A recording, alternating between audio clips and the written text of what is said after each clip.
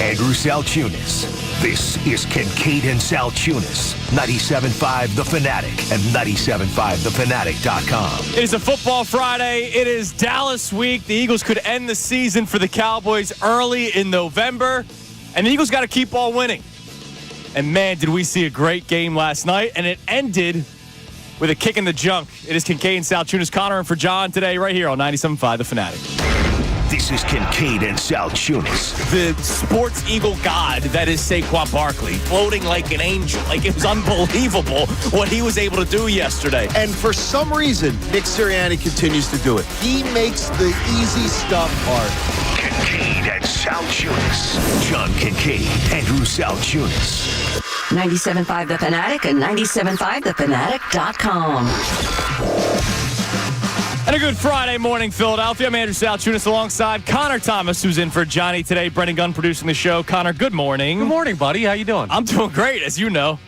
I've been kind of insane this morning. Yeah, you got a lot of energy. Yeah, so I'll paint the picture for our audience. We are at our radio station is at the end of a long hallway, and nobody's really around at 6 o'clock in the morning. Believe it or not. So I was doing basically 100-yard dashes, or however long you think that was, 50-yard dashes down the hallway. I'm sweating, but I'm fired up because it's a football Friday.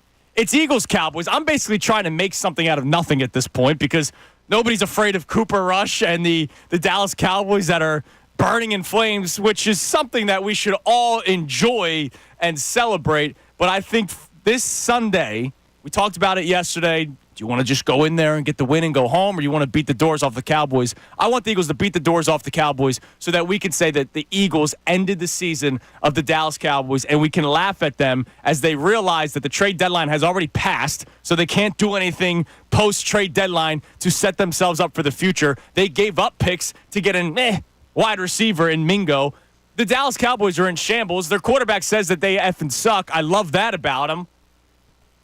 I'm in a great mood. Let's end their season on Sunday, dude. No, absolutely. And the other thing that we didn't talk about yesterday when we had that conversation about how do you want the Eagles to handle the matchup with the Cowboys, and you and I were both on the side of blow the doors off them. Yes. Like, beat their brains in Sunday down there in Dallas. Something that just hit me now when you were talking about it was, I think part of the reason that I want to see a blowout so bad, because I'm normally Mr. just take what you need to win. Mm-hmm. I'm normally Mr. very, very conservative with the way that I look at the Eagles. But we spent a whole year last year not seeing this team blow anybody out. You're right. And I'm jonesing for it. And the Bengals game and the Giants game, that's not enough. I want to see them blow the doors off the Cowboys. It would feel good. Everybody will feel better about themselves if that were to happen.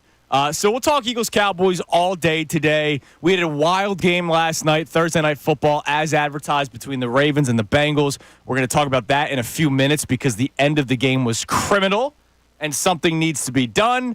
But let's start with an Eagles discussion today, and let's focus on Jalen Hurts. Are you ready for the Jalen Hurts show?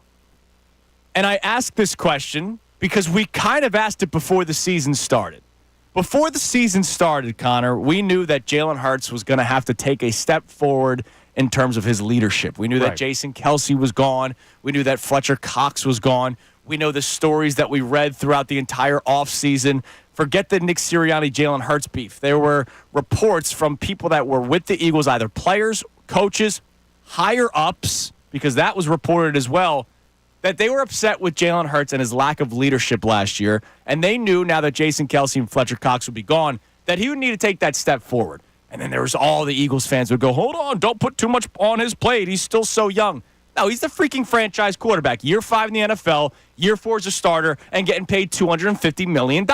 It's time for him to take a step forward, not just as a player, but as the franchise quarterback. And franchise quarterback, they have a lot of other roles than just dropping back and throwing the football and reading a defense. So we asked that question before the season started, and there were some people that were hesitant because they didn't want baby Jalen. I don't mean baby Jalen as in a little baby. Everybody's baby, everybody's favorite son, Jalen Hurts. They didn't want to put too much on his plate, which is ridiculous. He's a franchise quarterback. The season then starts. It wasn't great. 2-2. Right before the bye week, he has the other weird comment about Nick Sirianni, and you're going, oh, my God, are we really about to do this again? And then the bye week happened. He comes out. He says great things about Nick Sirianni. He plays his best game of the season in terms of 0 turnover-worthy plays against the Cleveland Browns. He then plays an even better game against the New York Giants. He plays an even better game against the Cincinnati Bengals. And my God, was he dominant last week against the Jags. If it wasn't for Nick Sirianni's boneheaded decisions, that game's not even close. Jalen Hurts has turned everything up a notch since the bye week as a player. But Sal Paolantonio, I heard this on the overnight driving in this morning. Sal Paolantonio talked about Jalen Hurts and how he has changed since the bye week, not just as a player. I think the tone is being set more by Jalen Hurts than it is Nick Sirianni. And I think the tone of the relationship between the locker room and Nick Sirianni is being set by Jalen Hurts. You know, he has emerged since the bye as totally the CEO of the team. And I am really impressed with the way he has played. And they've got the most explosive plays in the passing game of any team in the National Football League. So I think it's Hurts more than anybody else. And Sal Pal is extremely connected, and he normally knows a lot about the head coaches. For crying out loud, he used to drive in with Doug Peterson. Remember, he did a couple of those drive-in with Doug Peterson specials. He knows what's going on with the head coaching staff in Philadelphia. He's saying it's the Jalen Hurts show. Are you ready for it? Absolutely. I've been ready for it. Damn We've right. been asking for it. Since he got the payday that he did, it's needed to be the Jalen Hurts show. Now, in Kansas City, because that is the paramount of quarterback play in the NFL. I know Patrick Mahomes hasn't had his best season, but he's always going to be that guy that you compare everybody else to. If Andy Reid didn't exist, I don't know what type of team they are, but still, if it wasn't like a Hall of Fame level head coach, that is the Patrick Mahomes show and only the Patrick Mahomes show. In Correct. Buffalo, it's not the Sean McDermott show. No, it's not. the Josh Allen show. These great teams with great quarterbacks that are supposed to compete for something are led by those quarterbacks. So, yes, I'm very ready for the Jalen Hurts show. Now, it's great to see that we're getting it. And this is something that I've been wanting, right? Like, I've been saying it since before the season started, Connor, and you as my witness, and Brendan, you as well, because we've all been together with John since the show started in March. I was holding Jalen Hurts to a different standard this year. I was not going to hold him with kid gloves like a lot of Eagles fans were doing. The first 4 weeks, he deserved every bit of criticism that he got. Why? Not because of hate. I know there's some people that probably have hate in their heart toward Jalen Hurts for whatever reason.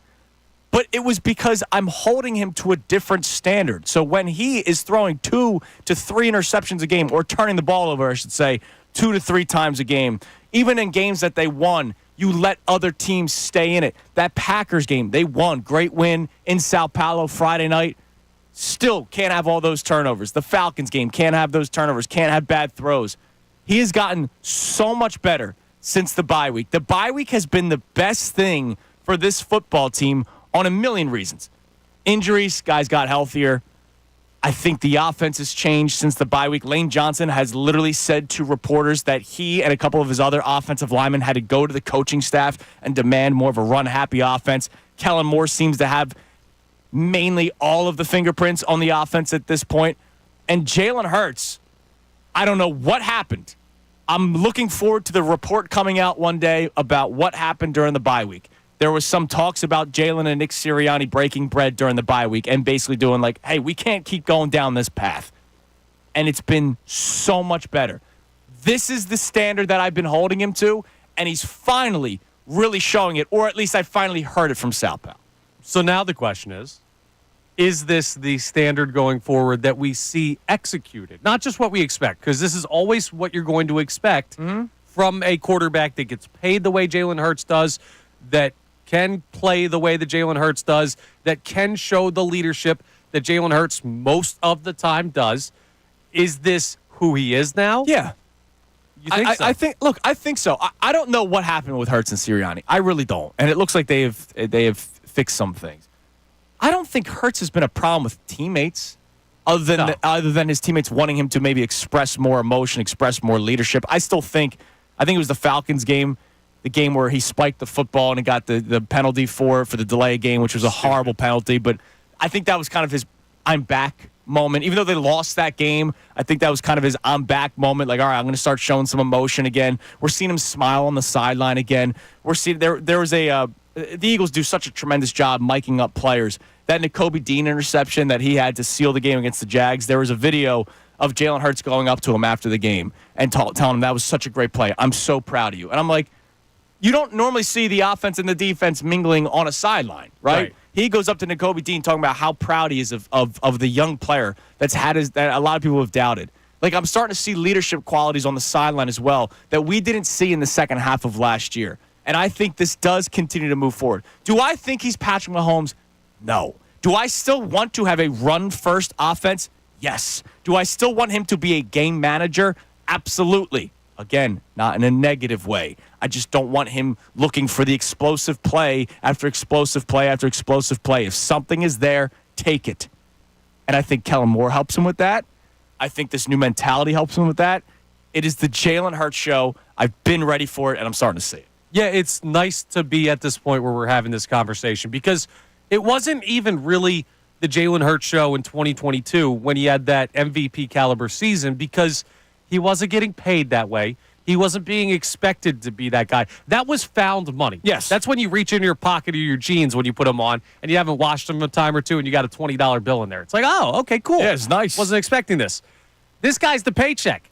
If he's not here every weekend or every other weekend, depending on how you get paid, you're going to get upset and you expect it. You expect him to be this type of guy now, and we're at a point where we haven't really seen that since he got the payday that he did. Not that he's been terrible, not that he's been a poor leader, but there's another level you get held to when you become this guy for a franchise, and frankly, Jalen Hurts has fallen short of that a couple times over the past year and a half, and it's nice to be where we are now. And Chunas, I got a quick stat for you. You talked about taking it, what the defense gives you. Since the bye, there's been 4 games. There's 29 passes he's thrown 10 yards or more. He's completed 20 of them for 5 touchdowns. So he is taking what the defense is giving him. Yeah. He's not taking deep shots down the field when it's not there. The 50-50 ball. Like, I know we obsess over that sometimes, like if you have an A.J. Brown type receiver. But A.J. Brown's missed some time.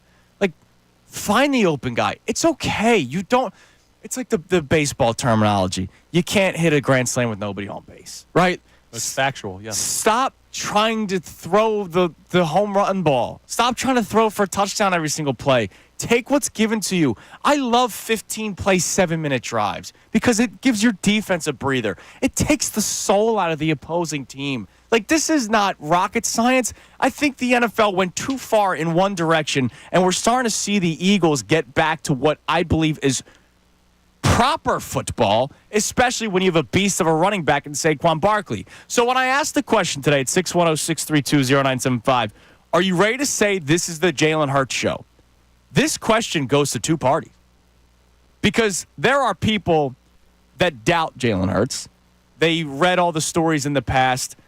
They're not necessarily a fan of his style of play. They think he still has some issues that teams will catch up on. They're not the biggest believers. So, are you ready to say that this is the Jalen Hurts show, whether it goes one way or another? Like, this is Jalen Hurts' team.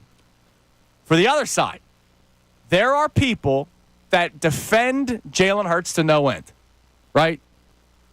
To the point where if you ask him to do more, it becomes a problem for people. Oh, my God, he's going to have to read the blitz this year? Yeah, he has to read the blitz this year. Jason Kelsey's no longer here. Most franchise quarterbacks do that. Wait, you're asking him to be more of a leader when that's not his personality? Yes. I'm asking him to be a leader, being that he's the $250 million franchise quarterback. I'm asking him to be more of a human. Well, that's not his personality. Yes, it is. You see the videos of him on the sideline when he is interacting in a certain way. Well, his press conferences are not who he is as an individual. At least I don't believe. then you see the video of him and Lane Johnson from this past week's Mic'd Up, where he's asked if he's having fun, and he goes, "Not really." Not really. In the middle of a game. So Yeah, well, I don't know. because He might not be he's human, on the but clock. Because he's on the clock. He's got to act more human sometimes. But, like, seriously, this question goes out to both parties. The people that don't believe in Jalen Hurts and then the people that, like, go above and beyond. And when I say both parties, there are only two parties. I'm the lunatic that's in the middle about Jalen Hurts that gives him credit when he deserves it and is critical when he deserves it. I'm on an island sometimes when it comes to that because I'm not saying you guys aren't, but there are people in this fan base that look to hate Jalen Hurts and look to love unconditionally Jalen Hurts. It's okay to be in the middle, and it is okay to say, I need more out of Jalen, and it's okay to say, I need more out of Jalen even though I might not believe in it. Are you ready for the Jalen Hurts show? 610-632-0975. That's where we start. Also, there was a game last night. Ravens-Bengals. Awesome game. So they played each other earlier this year. and they put up over 70 points. They did it again last night. Or they finished with, I think it was 69. 34-35. 69, nice. Nice. So it was, again, for the second time, one of the best games of the season. Now, if you're up this morning, this early, you probably didn't stay up to watch that football game last night. I was riveted. I could not turn it off. I don't know why I have energy this morning. The game ends 35-34. Why? Because the Cincinnati Bengals attempted the 2-point conversion to try to go for the win in Baltimore. I don't blame them for it, okay? The Bengals they were 4-5 on the season. They needed a win to try to keep up with the Baltimore Ravens, which the Ravens are now 7-3, but it's not like they had some incredible record. So I don't blame Zach Taylor and the Bengals for deciding to go for 2 to try to get the win in opposing territory in Baltimore. The problem is they never really had a chance. There was a missed holding call, defensive holding, and Joe Burrow had his face mask almost ripped off. And somehow, both plays, both scenarios within the same play were not noticed by officiating. The Cincinnati Bengals could have lost the next play if it was called, but they had that game ripped from their hands because of officiating. Now, you could say, oh, they should have blown the 21-7 lead. You're right. Sure. But they had a play at the end where 2 penalties, clear penalties, very obvious penalties, were not called. We have to try to figure out something with officiating, dude. Dude, it's something about those Thursday night games. We had it last week with the Rams and Vikings. Was that last week or 2 weeks ago? Where you had Sam Darnold in the end zone get dragged down for a safety by his face mask in front of like the back judge or whatever you call that guy that stands back there that doesn't do his job. Yeah. Like, here's the thing. And people might say, yeah, but it doesn't happen that often. Yeah, but what are the chances it happens in like the biggest game of the year? That may have been the biggest game of the year for the Bengals. For all we know, that could have been the biggest game of the year for Cincinnati. Also, I remember a Super Bowl where officiating played a pretty big part in the end of the game that the Eagles were in just a couple years ago. Like, that's the thing. There's more often than not, I worry in big spots that officials are going to make the wrong call or make too aggressive of a call and not let the players decide the outcome. And it happens more often than it should. I think it's a valid concern with where sports are right now. And in the year 2024, with the technology we have and all the data we have and everything we can do, there has to be something better that we can do about officiating in professional sports. So what can the NFL, and let's say all leagues, all different sports, what can sports do to improve officiating while also keeping the human element to it? Because I know I'm a caveman. I don't want the robot balls and strikes umpire. Me either. Well, that's because we're seam heads, Connor. Sure. There's a beauty to realizing what the umpire is giving to the pitcher. And it's one thing for us former arms to be able to hit those spots. It's another thing for the best pitchers in the world to find that advantage and utilize it. Like Zach Wheeler, when he realizes the low part of the zone are strikes, a little bit below the box that you see on TV, he will find a way to pinpoint the baseball in that spot and make it impossible for batters to hit. That's the beauty of the game of baseball. You take that away from it, we'll see how the game goes. And that's not crazy. Like in the NBA, we know for a fact, we have heard from players and coaches that different officials officiate the game a different way. And that's not necessarily a bad thing as long as it's consistent, but they'll know we've got this guy coming in. They're going to call it a little bit tighter tonight. And you study it as a player. Like that's part of the beauty of sports. But this isn't like, oh, the referees, this group of officiating in the NFL allows face mask penalties. Like they let it slide. Like, no, a face mask is a face mask. That play should be reviewable. I'm sorry. Like the pass interference thing a couple of years ago that the NFL experimented and they couldn't really come up with a legit reason why it was or was not pass interference. That one's hard. When fingers lock onto a face mask, there's no, I don't know, Jim. Like, there's no Tony Romo hemming and hawing. Like, if you grab a face mask, you grab a face mask. It's a penalty unless it's missed. Something like that should be reviewable. And this says, I'm not a Bengals or a Ravens fan. I did not win a game yesterday. I did not lose a game yesterday. I didn't pick a game. I didn't gamble on the game last night. Nice to have Jamar Chase on our fantasy teams. Love that. But like, I didn't have anything from this game that affected my life in any way. All right, like I didn't wake up this morning feeling any certain type of way about that game, other than it was an amazing game and it ended with a horrible call.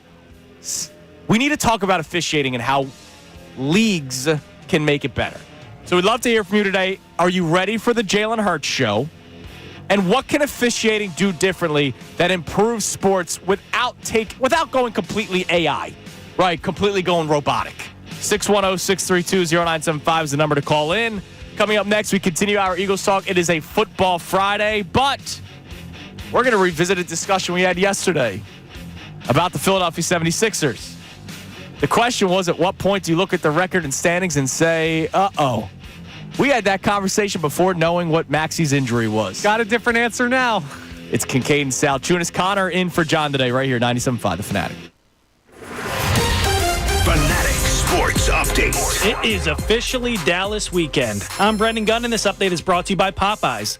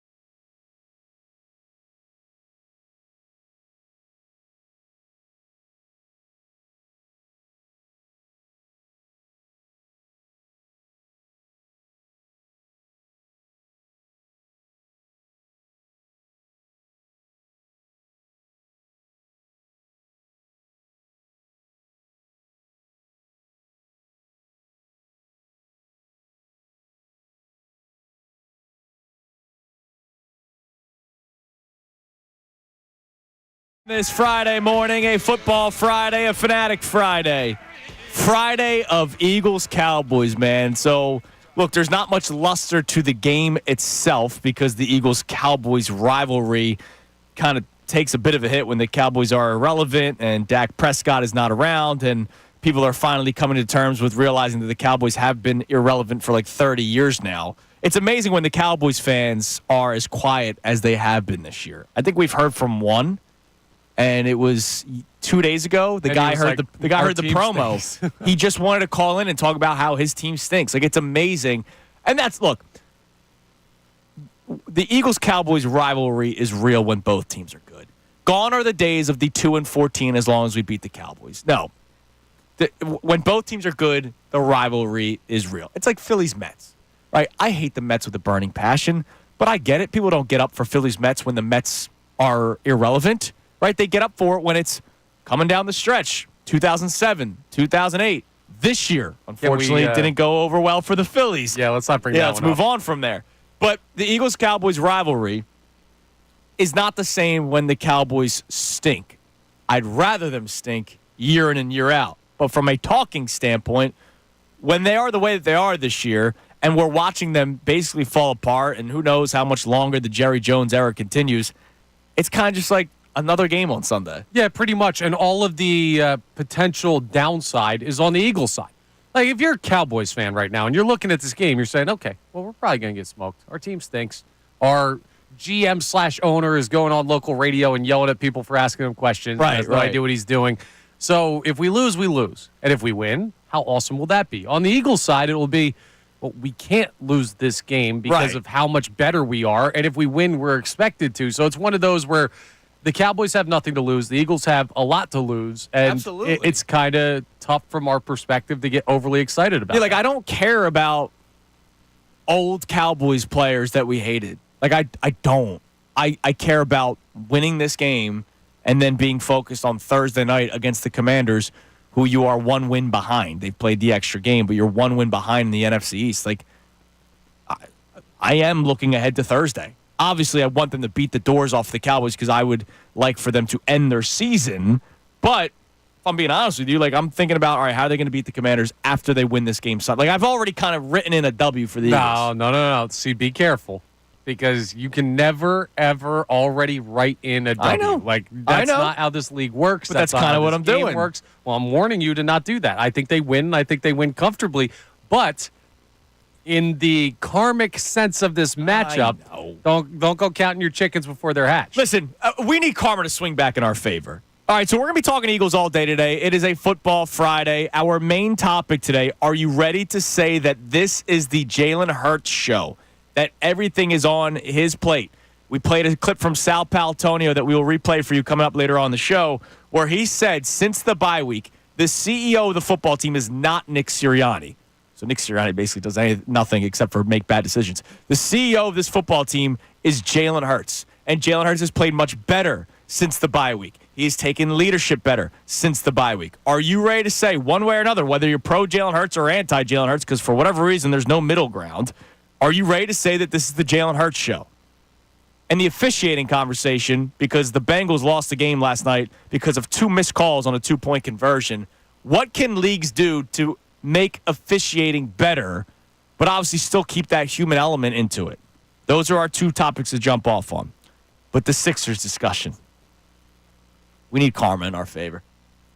So I told you they were cursed. I didn't disagree with you. It was John's anti-curse. So I asked the question yesterday, at what point do you look at the standings and the record and say, uh-oh, it's only November the 8th, but they are 1-6, which is good for the worst record in the NBA, tied with the Utah Jazz and tied with the Milwaukee Bucks. We had this question yesterday because they lost the game to the Clippers and Tyrese Maxey exited the game. Nick Nurse, by the way, told us it was precautionary. So, still, the Sixers have a masterclass at not being able to tell us the truth when it comes to injuries. So, Tyrese Maxey was taken out of the game for precautionary reasons. He's now going to be missing at least a month, it seems, right? He'll be reevaluated in a week, but the initial report was about a month. That's what Sham said, right? He said about a month. They still don't have Joel Embiid. He'll be back for the Knicks game. The next game is the second game of a back-to-back. So if they're standing by their word of no back-to-backs, that means Joel Embiid's only going to play in one of their next 4 games. Because he's not playing against the Lakers. He's not playing against the Grizzlies. He'll play against the Knicks, but then he won't play the next game against the Cavs, who are the best team in the NBA right now. The Sixers could very well go 1-3 in their next 4 games, and that's if everything clicks when Joel Embiid's back. So 1-3 gets you to 2-9. I said yesterday, come end November, if it's still not looking all that great, I'm ready to start saying, uh-oh. You told me Christmas Day, Connor. Where are we at today, knowing that Tyrese Maxey will be out maybe a month, and Joel Embiid is going to be playing I don't know how many games over the course of a month, and it's Paul George and a bunch of role players. You want to know where we're at today? Where are we at, Connor? You want to know? Do you really want to know where we're at today? We're in a deep pit of despair. We're sad. We're sad over here today. They can't catch any break. Nope. They can't have anybody be healthy. You have 3 max contract players and they're all hurt. Yep. How is it? We had this conversation yesterday of how this stuff is possible. Some of it exists outside the realm of possible reality. But that's 76ers basketball, boys. I don't really know what to tell you. I'm worried now. I am. And if you're not, I don't know how you couldn't be. I assume the reason we had the Christmas conversation was, well, you got Maxey, you got Paul George, you got Embiid. I believe that team can go on a run. I believe they could play well over 500 basketball. There's a chance that that's the second or third most talented team in the NBA because of those 3 guys once they're healthy. And I thought we were a couple of days away from seeing that. And you know what I thought? I think if they walk out and they play the Knicks on, Tuesday the 12th? Tuesday the 12th, yep. And Embiid's healthy and George is healthy and Maxey's healthy and you go out there and you beat the Knicks, you say, wow, this new big 3 is awesome. And then they lose the next game because Embiid doesn't play against the Cavs. Well, we'll get there when we get there. But the point is now that goes out the window entirely because you don't have Maxey. And Embiid and Paul George should be good enough, but Maxey and Paul George should be good enough. Maxey should be good enough. George should be good enough. You should find a way to win, and they haven't. So I need all 3 of these guys, and now you got another month to wait. This is such a tease of what is this team going to be, and by the time we find out, it may honestly be too late. And here's the problem, and I don't want to sound like a defeatist, right? You know how much I love this team. I think Joel Embiid is the greatest player I've ever seen play the sport of basketball when healthy. I would like to say, well, don't worry. They have the Grizzlies, the Nets, the Rockets, the Pistons, the Hornets. Oh, wait. Didn't they lose to the Grizzlies this year? They did. Didn't they lose to the Pistons this year? They did. They've lost to a team like the Raptors. Yeah, you know what all those teams are saying? Oh, we have the Sixers. That's Seriously, a win. the Sixers are 1-6, and it's not like they've played 7 playoff teams or 7 lock playoff teams. They've lost to the Bucks. That's the Bucks' only win this year. They've lost to the Raptors. They've lost to the Pistons. They've lost to the Grizzlies. They played great against the Suns. It came down to the end. They lost that game. They got beat up by the Clippers, and they somehow beat the Pacers. I don't know how. That's their 1 win on the season. Well, because Maxey went and gave you 45. That's right. The Sixers are in trouble. Very much so. Because you don't know that Joel Embiid is going to be good. You don't know how things are going to click. How many times, and I've begged and pleaded for this to no longer be a conversation for 4 or 5 years now. Well, they haven't had much time to play with one another. At this point, you're already saying this year's over then, if that's the mindset that you have, right? If you're an excuse maker, which is something that I have done in the past with the Sixers, if you're an excuse maker, the number one excuse come playoff time will be, well, they didn't have much time to play with each other. Well, that's what happens when you have Joel Embiid, who's often injured, and I am going down with the ship of Joel Embiid. I'm not trading Joel Embiid. You sign an oft-injured Paul George to a max contract at the age of 34. He started the season unhealthy. And now you're putting all the bread in the basket of a player who I think is extremely talented. But as I've said to you guys multiple times on this show, if he is the best player on your team, and I'm talking about Tyrese Maxey, you are a play-in team at best. Have I been proven wrong? You're 1-6. I've not been proven wrong. He has played pretty well, but his shooting percentage is down. he is an elite basketball player when he has Joel Embiid with him. Tyrese Maxey cannot carry a team by himself. That's why they're 1-6. And now that he's out, Joel Embiid's going to be playing, I don't know, minutes restrictions, not back-to-backs. Paul George, we're just kind of waiting for his leg to fall off. They could be in trouble by the end of this month. Bro, they could be in trouble by the end of next week if we find out how long Maxey's going to be out for, and it is indeed a month or a month and change. Like, and Dude, Embiid even doesn't look like himself. even if it's 2 to 3 weeks, if they lose, it's 3 to 4 games a week. If they go in a span of 3 weeks, 4-8, you're 5-14. That's not good. No, it's not, Andy. Because 5-14 is 19 games. That's a fourth of the season, pretty much. This is scary, man. Yes, it is. I'm not ready to completely break the glass yet, but I got the hammer in my hand. All right, coming up next, we hear from you on all of our topics today. The Eagles are the beacon of light again.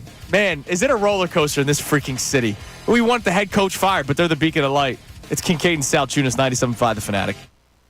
Mike Missanelli. I don't understand how a head coach can think that at 6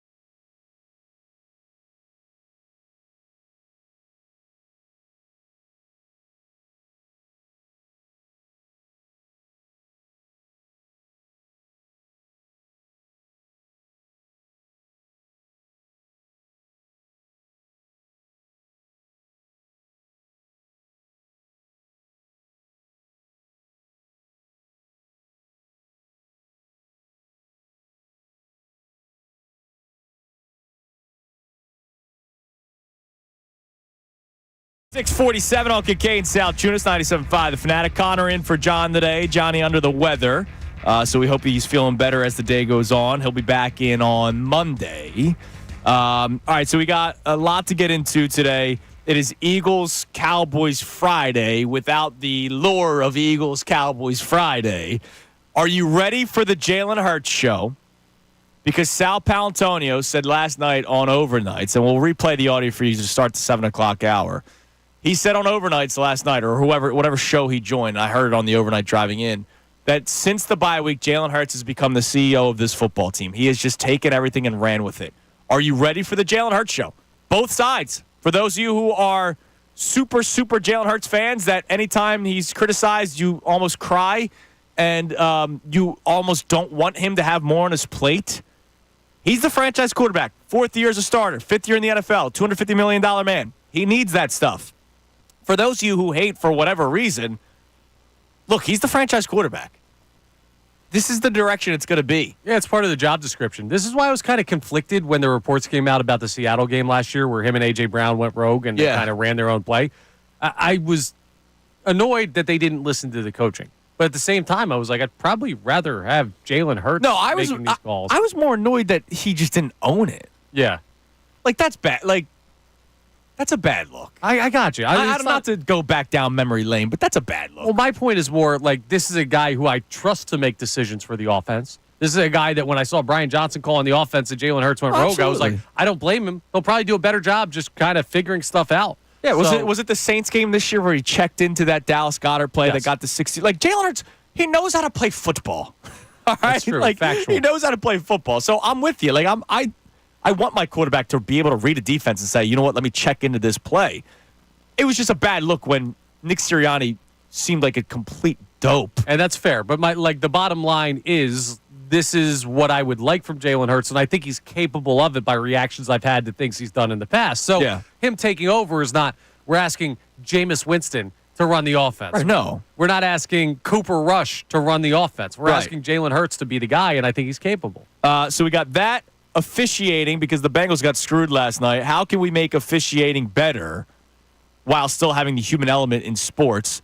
And lastly, at what point do you look at the record and standings for the Sixers and say, uh-oh? If you're hearing me say that and going, is this the podcast? Is this yesterday's show? No, it's today's show. We're just revisiting the question because yesterday when we asked the question, we thought, Maxey might miss the next 2 games, Lakers and Hornets, and then he's back with Embiid and Paul George against the Knicks. No, he's going to be out a couple of weeks to a month. Sham said a couple of weeks. He'll be reevaluated after this week. At what point do you look at the record and standings and say, uh-oh? What do we have on the text line this morning, Brendan? Connor is in for John today, so Brendan is producing the show. What do we got? Yeah, we got Josh in Westchester checking in. He says the NFL already expedites certain calls, but it doesn't review plays like holding, face masks, and stuff that are obvious. And it's kind of like the NBA because the NBA lets stars get away with certain things. Maybe the NFL doesn't want to review those calls because they want certain teams to win in the end, or they can call a game a certain way. Now all of a sudden we're doing conspiracy theories, which possible. We've seen it in the NBA. I don't think we want to take it that far. No, I'm not going that far. Now, the holding thing, how many times have you heard the color analysts say, oh, you could throw a flag for holding on every single play? If they were able to review holding, the games would go 18 hours long. Right. It's like the pass interference thing for a couple years back. I'm talking about face mask. Like, there's no gray area of a face mask penalty. If a hand touches the face mask of a quarterback, doesn't even grip, touches that illegal hands to the face, right? That's a penalty. That should be reviewable. Like when it's egregious, like it was yesterday. The defensive holding downfield, do you want to not review that one? Fine. That sucks, but fine. But literally, face mask should be reviewable. Remember a couple of years ago when Miles Sanders had his head almost ripped off? I literally think his head faced the opposite direction on that kickoff. How is that not reviewable? Like, that's something that there's no gray area. Pass interference is a gray area. Holding, there's a gray area. Offsides is a gray area, I guess.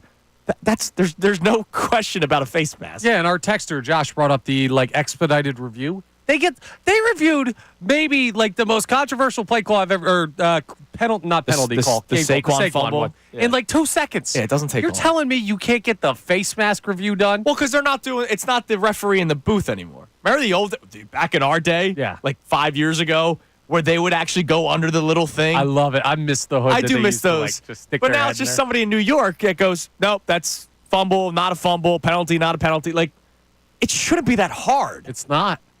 But it is for whatever reason. What else we got?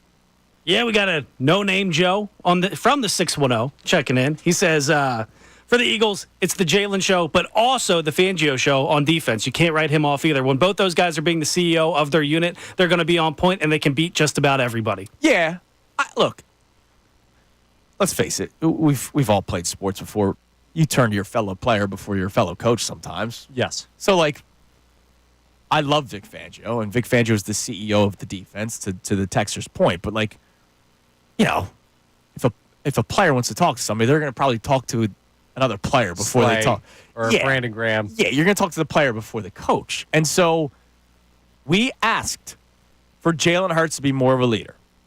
The people that are staunch defenders of Jalen Hurts would do the whole, well, that's not who he is. Do you know him? Have you talked to him?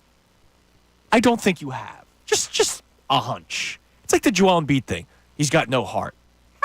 Do you know that? Have you ever talked to Joel Embiid to really be able to figure out if a guy has any heart or not? Maybe if you've said that about Joel Embiid, don't talk to him. Yeah, exactly. You might get shoved, deservedly so.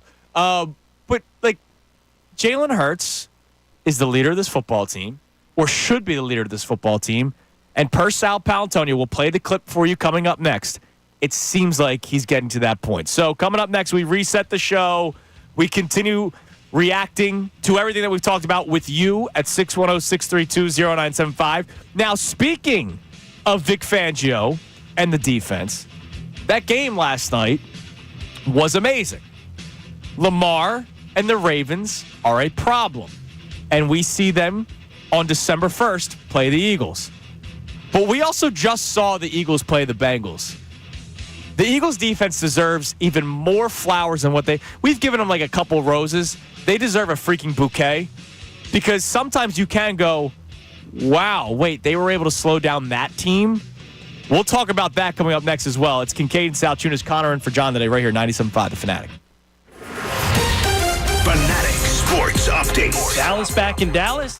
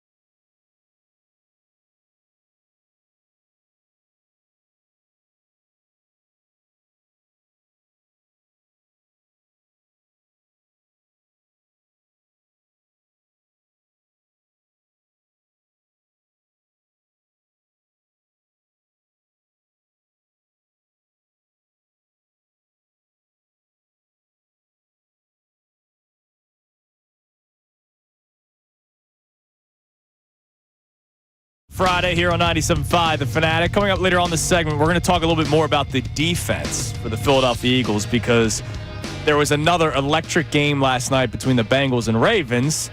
And so John yesterday was saying how he was going to watch the game to try to take notes on what the Ravens do.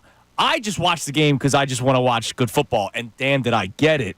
But the Eagles' defense also deserves their flowers because of what they were able to do a couple weeks ago against the Bengals, because they were pretty freaking good last night. So we'll talk about that coming up in a little bit. But I want to start the hour by resetting the show. And the first thing I want to do for you is play you a clip. I heard this driving in this morning. Sal Paolantonio, I don't know the show that he was on. It was an ESPN show, but it was on one of the shows on ESPN. They played it during the overnight. And he was being asked about the Philadelphia Eagles. Sal Pal's very connected with the Eagles, as we know.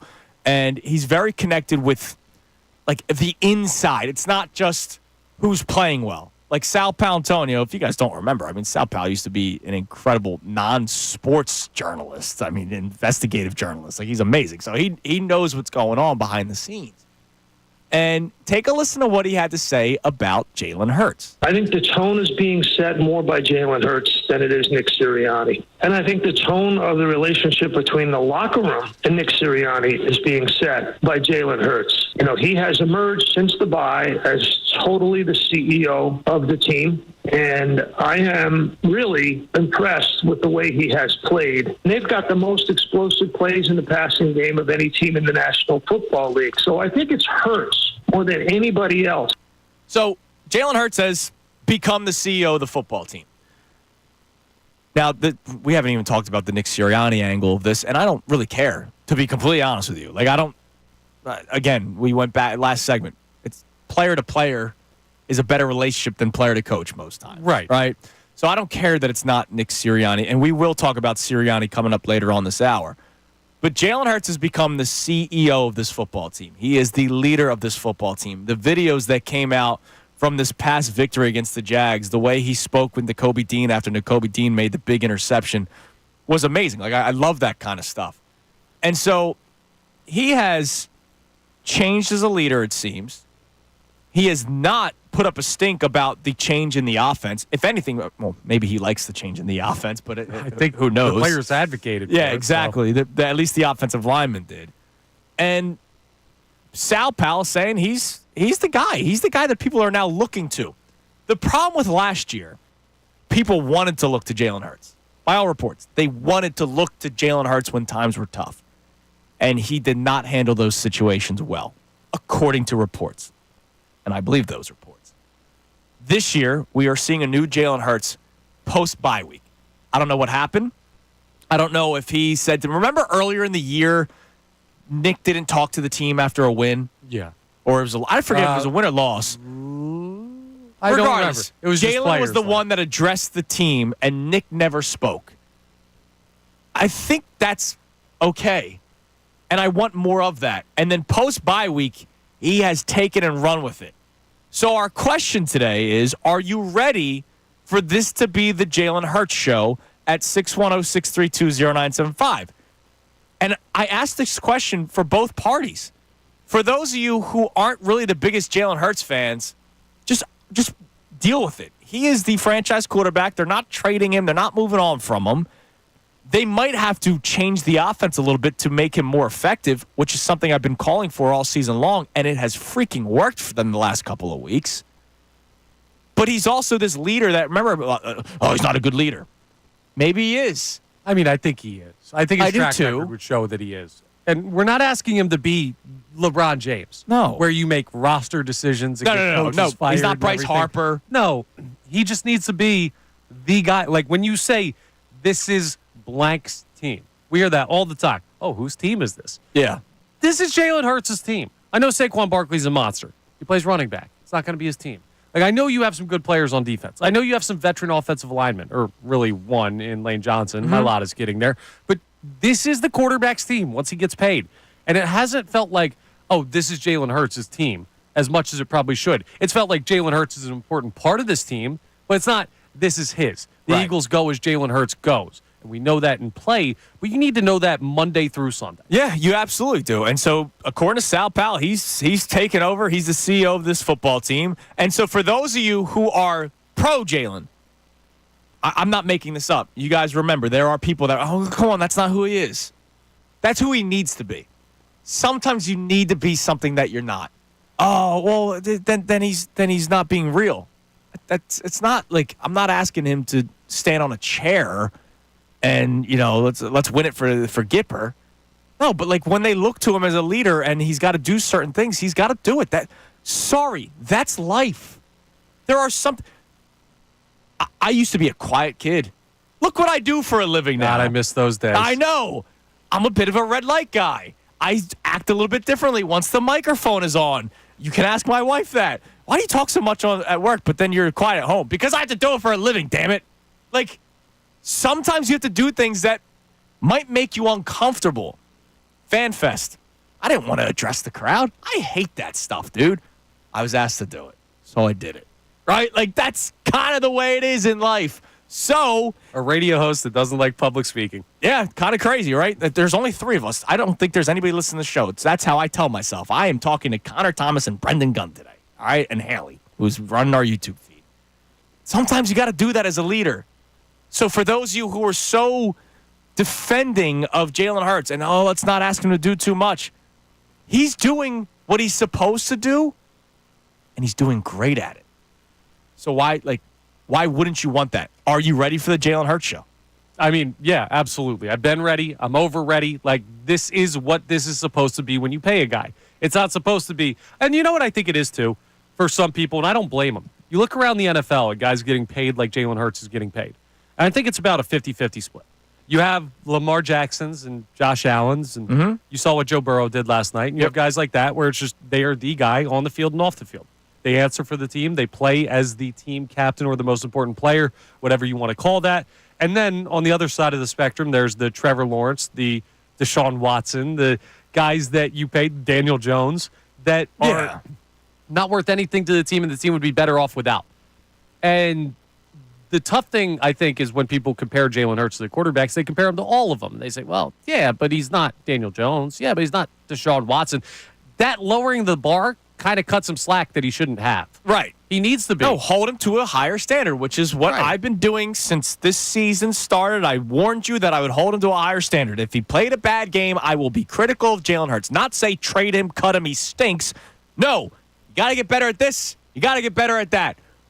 The bye week happened. He's gotten better at this. He's gotten better at that. And that's why they've played their best brand of football over the last 4 weeks, if it wasn't for just the head coach being a buffoon at times. Yeah, so, I mean, things are good. This is a great report. This is great information. Whether you believe in Jalen Hurts or not, this is what you want your franchise quarterback to do. Now, how he executes it and how the season goes and how he plays the rest of the way will determine how we evaluate him. It's not just, well, he took ownership, so win or lose, everything's okay. That's not how it works in Philadelphia. Now, what I'm really excited for, Andrew DeCecco joins us for the entire 8 o'clock hour, as he does every football Friday leading up to an Eagles Sunday. And he's in the locker room all the time. So I can't wait to ask him his opinion on this, and if he's gotten the same read that Sal Paolantonio has gotten that we heard in that clip just a couple of minutes ago. Our other topics today, before we get back to the text lines and the phones, officiating in the NFL. How can it get better? If you watched the game last night between the Ravens and Bengals, you know what I'm talking about at the end. If you didn't, because it was late, I don't know why I stayed up for it. My alarm goes off at 4 o'clock in the morning. It was a great game. It was a freaking amazing game. The Bengals were down. They scored a touchdown to make it 35-34. Instead of kicking the extra point for the tie, they were in Baltimore. They needed to beat Baltimore, so they decided to go for 2. There were 2 missed penalties on the 2-point conversion. A missed holding call by a Ravens defender on one of the tight ends for Cincinnati. Was it Gesicki? It might have been. I believe so. And then a missed face mask, which there's no gray area when it comes to the face mask. How can the NFL improve officiating while also keeping the human feel to it? I think it's a no-brainer to allow certain plays to be reviewed. Now, I don't think it should be reviewed all game.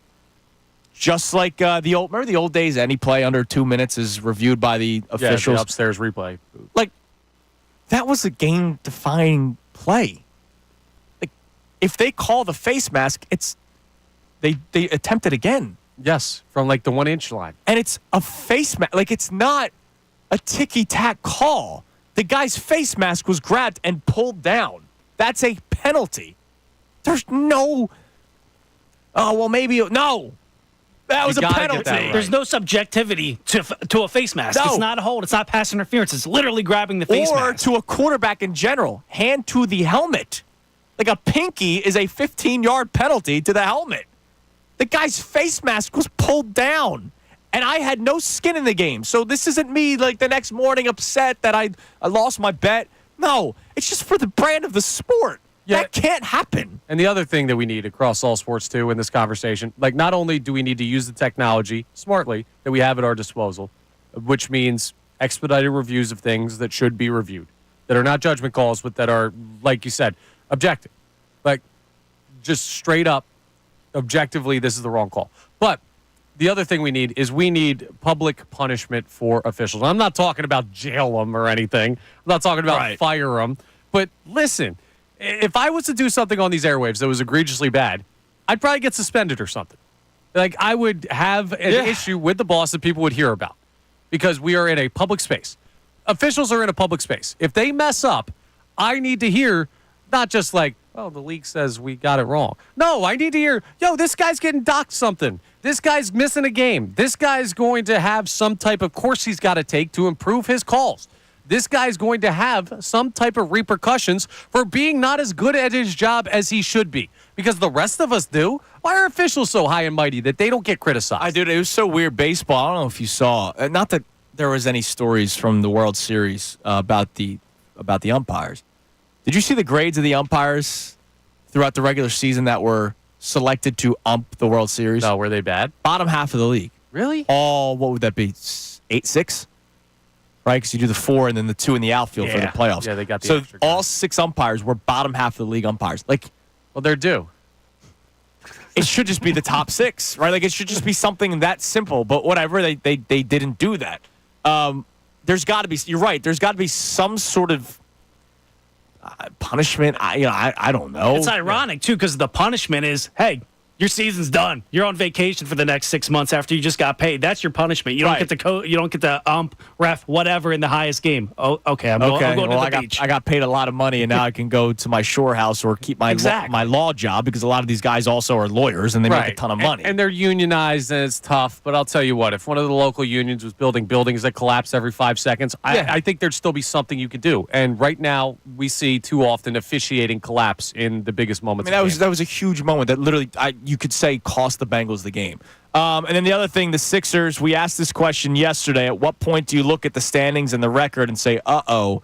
We're asking that question again today because we now know that Tyrese Maxey will be missing an extended period of time with the hamstring injury. We're just hoping best case scenario it's less than a month. That's something that next week he'll be reevaluated on, and we'll keep an eye on it. But the reports don't seem like this is okay. Like he'll be, just give it a week or two. The reports don't necessarily seem great. So at what point do you go, uh-oh? That's kind of starting now. 610-632-0975. What do we have on the text line? Then we're going to give some flowers to the Eagles defense. Yeah, we got somebody checking in on the Jalen Hurts conversation. He says this is the MVP-ish Jalen we saw a couple seasons ago in 2022, and he kind of put the team on his back while picking his spots. Let's go. I see the same thing happening right now, and that's what we need out of him, and that's how we can get to a Super Bowl. Yeah. I mean, look, he's playing more like 2022. He's not having to do as much as he did in 2022 because of the addition of Saquon Barkley. This past game, you could have superimposed that over any 2022 performance by Jalen Hurts, and it would have carried. Like, no turnovers, dimes down the field, absolutely amazing throws to Saquon Barkley on the first touchdown, Devontae Smith on that one-hand throw. Like, you could have taken Sunday's performance against the Jaguars and put it into 2022, and the only difference that I would have noticed would have been the Kelly Green jerseys. That's it. Like, he was that good on Sunday. He was that good on Sunday. I'm just saying, like, he's got a better run game this year. So Yes. I mean, Saquon Barkley carried the ball, 27 times? Yeah, but he only had 199 yards. Yeah, that's it. Yeah. His life is easier with Saquon Barkley, and that is not a shot at Jalen Hurts. I said that the day they signed him. I love that his life will be No, easier. it has made his job easier. It's the first time in franchise history since the bye a quarterback has ever gone 4 straight games with a QBR over 119. It's amazing. He did that. Yeah. So the running game has helped Jalen Hurts out. I think he can continue this a little bit. And then another stat, he leads the league in 20-plus yard touchdown passes with 7. So he knows, like I said earlier, when to pick his spots and when not to. He's been great at it. He's been tremendous. All right, let's give the Eagles defense some more flowers. Let's give them the bouquet. So, first off, that December 1st game is going to be wild. The Ravens' defense isn't as good as I think a lot of people thought they would be this year. Their secondary is just in shambles. And Kyle Hamilton goes down. He goes night. down yesterday. So, the Eagles can probably put up points against the Ravens on December 1st. The Ravens, all they do is put up points. No matter how good the Eagles' defense has been, I'm going to expect points to be scored in that game. But then I hesitate because the Cincinnati Bengals and Joe Burrow specifically, their offense has not been the problem this year. The offense is not the reason why their record is 4-6, except for a couple games. The Patriots week 1 was abysmal. Yeah, start for of Joe the Burrow. season it was, but since they've really hit their stride and gotten T. Higgins and Jamar going, and I know T. Higgins Yeah, he's been out. Once he came back, though, for the first time, that's when they clicked. Joe Burrow has 24 touchdowns and just 4 interceptions this year. Whew. He only threw 1 touchdown pass against the Eagles, and he threw 1 of those 4 interceptions. In his 10 games so far this season, 7 of them, he's had a quarterback rating, or a rating, I should say, of at least 100. Of those 3 games that he didn't, the Eagles are one of them, and it was the lowest. 84.7. That Patriots game that was ugly, he had an 86.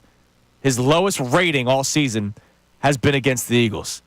This dude threw for 4 touchdown passes last week, yesterday, 5 touchdown passes the week before against the Raiders, 2 touchdown passes the week before the Eagles game, and, of course, the Eagles in the middle there with just 1.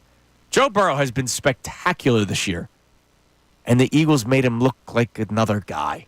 Yeah, dude. That's it's incredible. Amazing what they have been able to accomplish this season. The secondary, it's wild what happens when you hit on 2 first-round graded players that are going to step right into the secondary and make a difference. I mean, I know you got Cooper DeJean in the second round. He was a first-round graded player by a lot of organizations. And those guys step in, and Slay, when he's healthy, has had a solid year. And you bring in Chauncey Gardner-Johnson, who started off slow. He has. The past couple of weeks, he hasn't been like the impact guy that we saw the first time he was here in Philly, but he's been good enough that he hasn't caused problems for the defense. Your boy Reed Blankenship, who you don't like to give love to, like he's been really solid in his role this year. The secondary has been very, very outside of Avonte Maddox. Is there anybody in this secondary that you look at and you say, Yes, I don't really trust that guy? Yes. Oh, Chauncey Gardner-Johnson's been horrible this year. for parts of the year. No. He's been bad. I don't think he's been flat out Dude, terrible. he's been flat out terrible. He's had games where he's been flat out Yeah. terrible.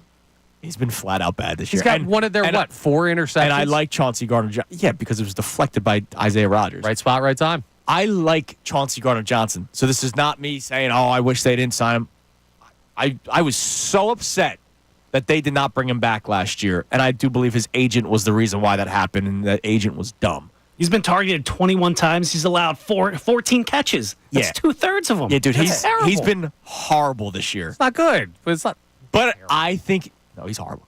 Been horrible. He's not a horrible player. He's been horrible this year. I think he's going to get better. Okay? Let me make that clear.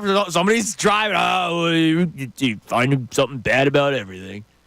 He's been very bad this year. I expect him to get better. Everybody, is that good? Okay. I made that clear enough. that's fine. Other than that, you're right. It's been Avonte Maddox and Chauncey Gardner-Johnson have been the blemishes in the secondary. Everybody else has been spectacular. Even last week, you didn't have Darius Slade. Isaiah Rodgers did a tremendous job. Yeah, didn't even really hear his name at all. No, Like, I mean, he was tremendous. so, yes, the defense, the linebacking core is unbelievable. That's the biggest Amazing. surprise of this team, bar none, is how well the linebackers have played. And you've started waking up the pass rush. Josh Sweat with 2 sacks last week. I mean, you're seeing more productivity. Now, I know the whole left side of the Jaguars line was dead, so it makes it tough to evaluate that fairly. But at the same time, the Cowboys aren't exactly healthy. You should be able to get after Cooper Rush, and you should be able to continue to get after teams. And that Ravens game, that's going to be the one, right? That will be is this team a first-round playoff win and then see what happens? or is this team a Detroit look over your shoulder, we are coming? Look, I think. Look, if I'm Detroit, I'm just keep going forward. But I mean, the Eagles take down the Ravens. We have a different the conversation. Ravens game. Oh yeah, no, that's what I'm absolutely. saying. Yeah, absolutely, the Ravens game. All right, so we'll hear from you coming up next at 610-632-0975. You're also going to hear from Dan Orlovsky and our man Kevin Agandi. Kevin joined us yesterday. As highly spirited as this show has been, and mainly positive, except for the Sixers discussion, we're going to talk about Nick Sirianni next. And I have a question about Nick Sirianni and whether or not you believe he could hurt this team in the long run. So it's been a positive day, but I do want to bring this question up because Dan Orlovsky asked it yesterday on ESPN. Kevin Agandi talked about it specifically with us yesterday, and of course, we react to it all. It's Kincade and Salciunas, Connor in for John today right here, 97.5 The Fanatic. Fanatic Sports Update. The Birds hit the road.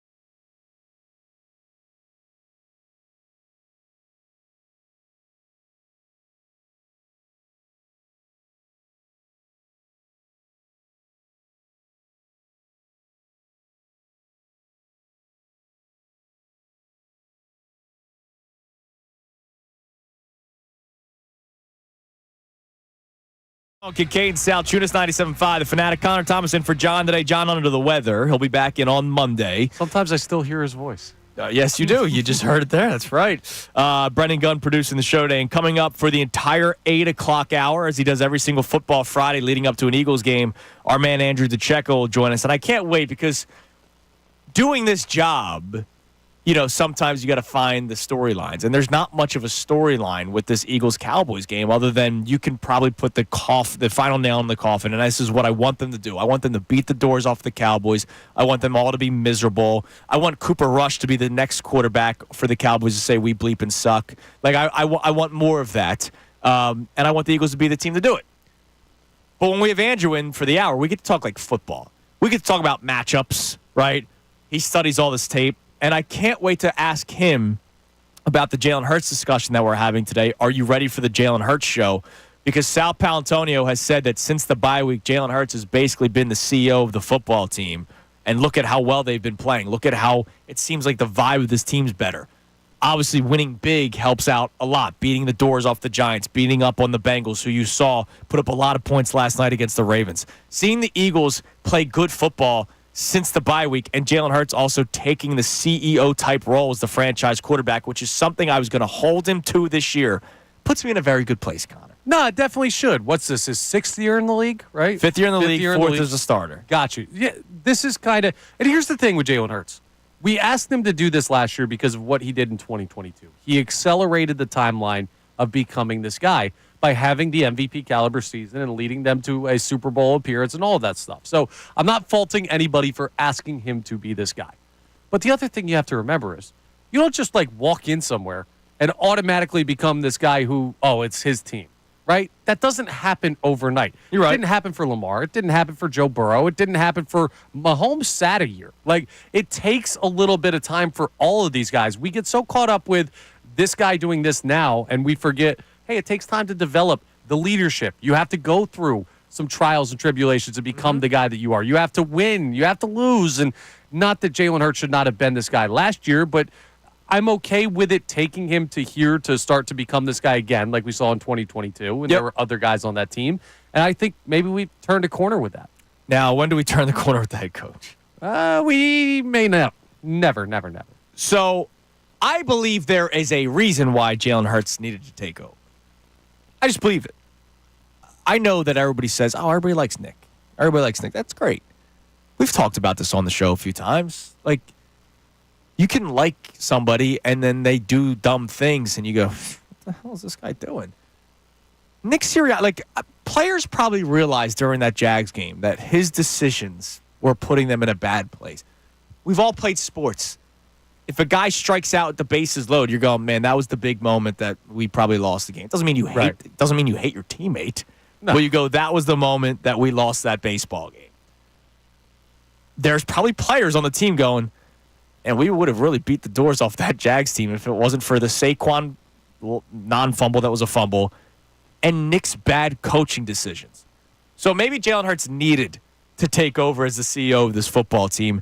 Here's Dan Orlovsky yesterday on ESPN asking a question that I think we've all had on our minds recently. When does Nick Sirianni's borderline recklessness hurt their football team? The hope, if you're an Eagles fan, is not when it matters the most. Hopefully in a game, when they're playing Washington and it doesn't come down to the end when it comes to the 1 seed in the division, Sirianni goes for a 2-pointer, they don't get it, and they lose by 1 type of thing. That's the only hesitation. What they do against Dallas is not going to matter this weekend. They're going to beat Dallas. The only way that Dallas has a chance is if they get 3 takeaways and they turn those takeaways into meaningful points. So basically what Dan Orlovsky's saying is when they're playing a team like the Ravens, who we'll see on December 1st, if Nick, out of 6 questionable decisions, whether you agree with all 6, disagree with all 6, we've talked about it. I agreed with 2. I understood 2. I completely hated 2. If you go 0 for 6 on those decisions, which he did, he went 0 for 6 on those decisions against the Jags. If you go 0 for 6 against the Ravens in those decisions, you're going to lose by 2 or 3 scores. Well, yeah. So what Dan Orlovsky's basically asking is, if he continues to be not rogue, but overly aggressive or unnecessarily aggressive against some reckless was the word he used. Thank you.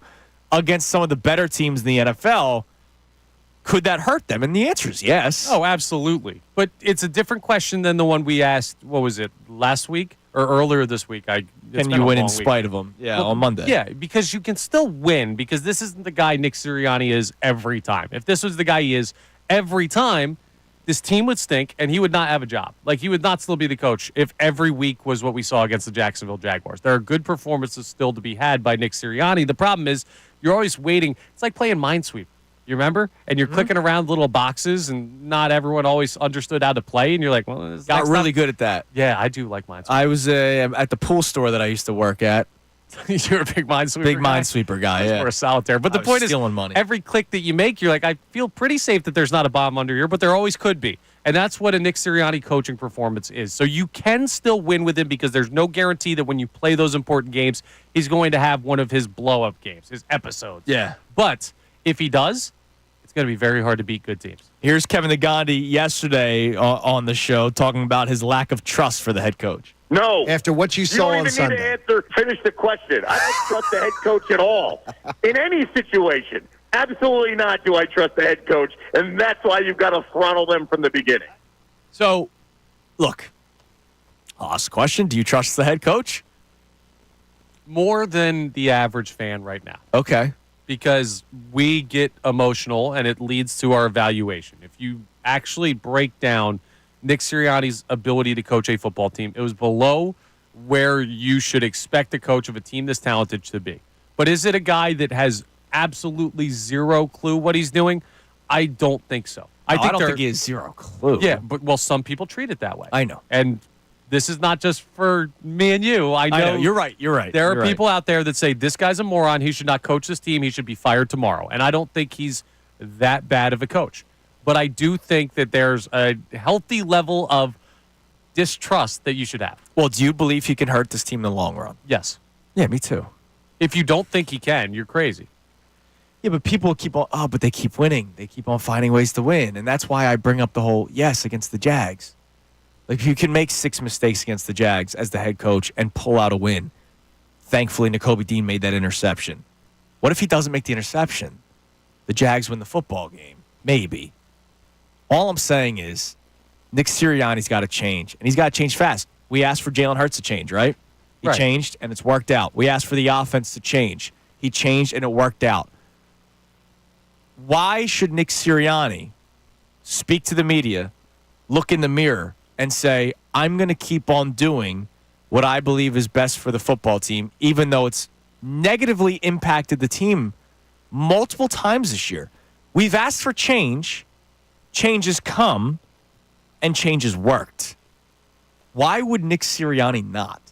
He can't help himself, man. He doesn't really know what change is supposed to look like. He doesn't know the right way to coach this team consistently, and that's why I didn't want him back after last year, and that's the coach he is. He's not a great head coach. He's an okay head coach that sometimes is a really bad head coach if he gets caught up in the decisions he's making to be too aggressive, and that's just who he is. And at this point in his tenure with the Philadelphia Eagles, as much as he says, I'm going to go review the way we do this and everything, I've seen him do it a bunch of times, and I don't think he knows how to review it properly enough. So we're going to, in my opinion, have to cross our fingers and hope that if the Eagles get to a spot where they're playing big-time games in the postseason, they're going to need just flip a coin and hope you get good Nick Sirianni that day. All right, so that's the latest addition to our topic wheel today. Are you ready to say that this is the Jalen Hurts show, where he is the CEO of this football team? Sal Palantonio said that yesterday on ESPN. Officiating in the NFL. How do you fix it without going completely AI, right? Artificial intelligence. Because I don't want it to just be completely, everything's robotic, everything's reviewable, but certain things need to be fixed, like last night's game against the Bengals and Ravens when Joe Burrow gets grabbed by the face mask and they somehow missed that. That should be reviewed. Tyrese Maxey is out for an extended period of time. We asked the question yesterday before we knew the news. At what point do you look at the record and standings and say, uh-oh? Has your answer changed since you found out Maxey's injury? And now, Nick Sirianni, do you believe he's going to hurt the Eagles in the long run? It's been a mainly positive show, but sometimes you got to add the hard questions in there. And that's a hard one for Eagles fans, I think, to come to terms with. 610-632-0975. We hear from you next. Don't forget Andrew DeCecco for the entire 8 o'clock hour here on 97.5 The Fanatic. Philadelphia 76ers basketball. George against Beal. Spins with a dribble. Into the lane on Nurkic.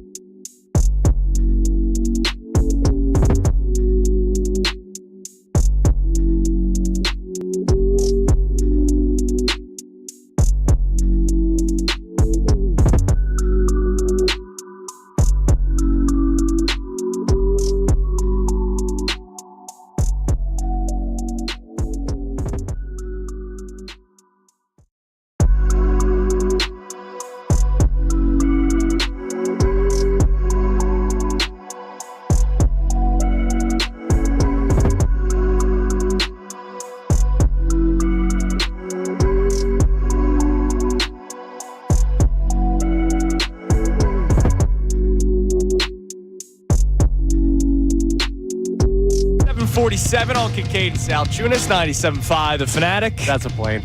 Stop, dude. Come on. Thought I got away with it. Got him. Connor Thomas in for Johnny today. Johnny under the weather. He'll be back on Monday. He did say, I don't know if he texted him yet, he will send us his picks. I think he did. We have did. our okay. He did. All right. We have our pick segment at 9:30 today, and we can't not have John send his picks because he is 22-14 on the season. You are 23-13 on the season, and I'm 25-11 on the season.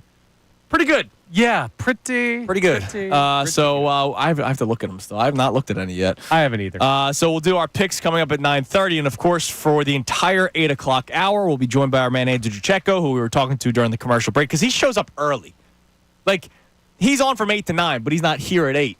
He's here at like 7:30. Well, we got to chop it up before the show because Andy's a good dude, and we like to talk to him about just the theories behind stuff. Well, and he studies film on the Eagles. I think he studies film on our radio show. I think he listens to tape, and then he goes, you know what?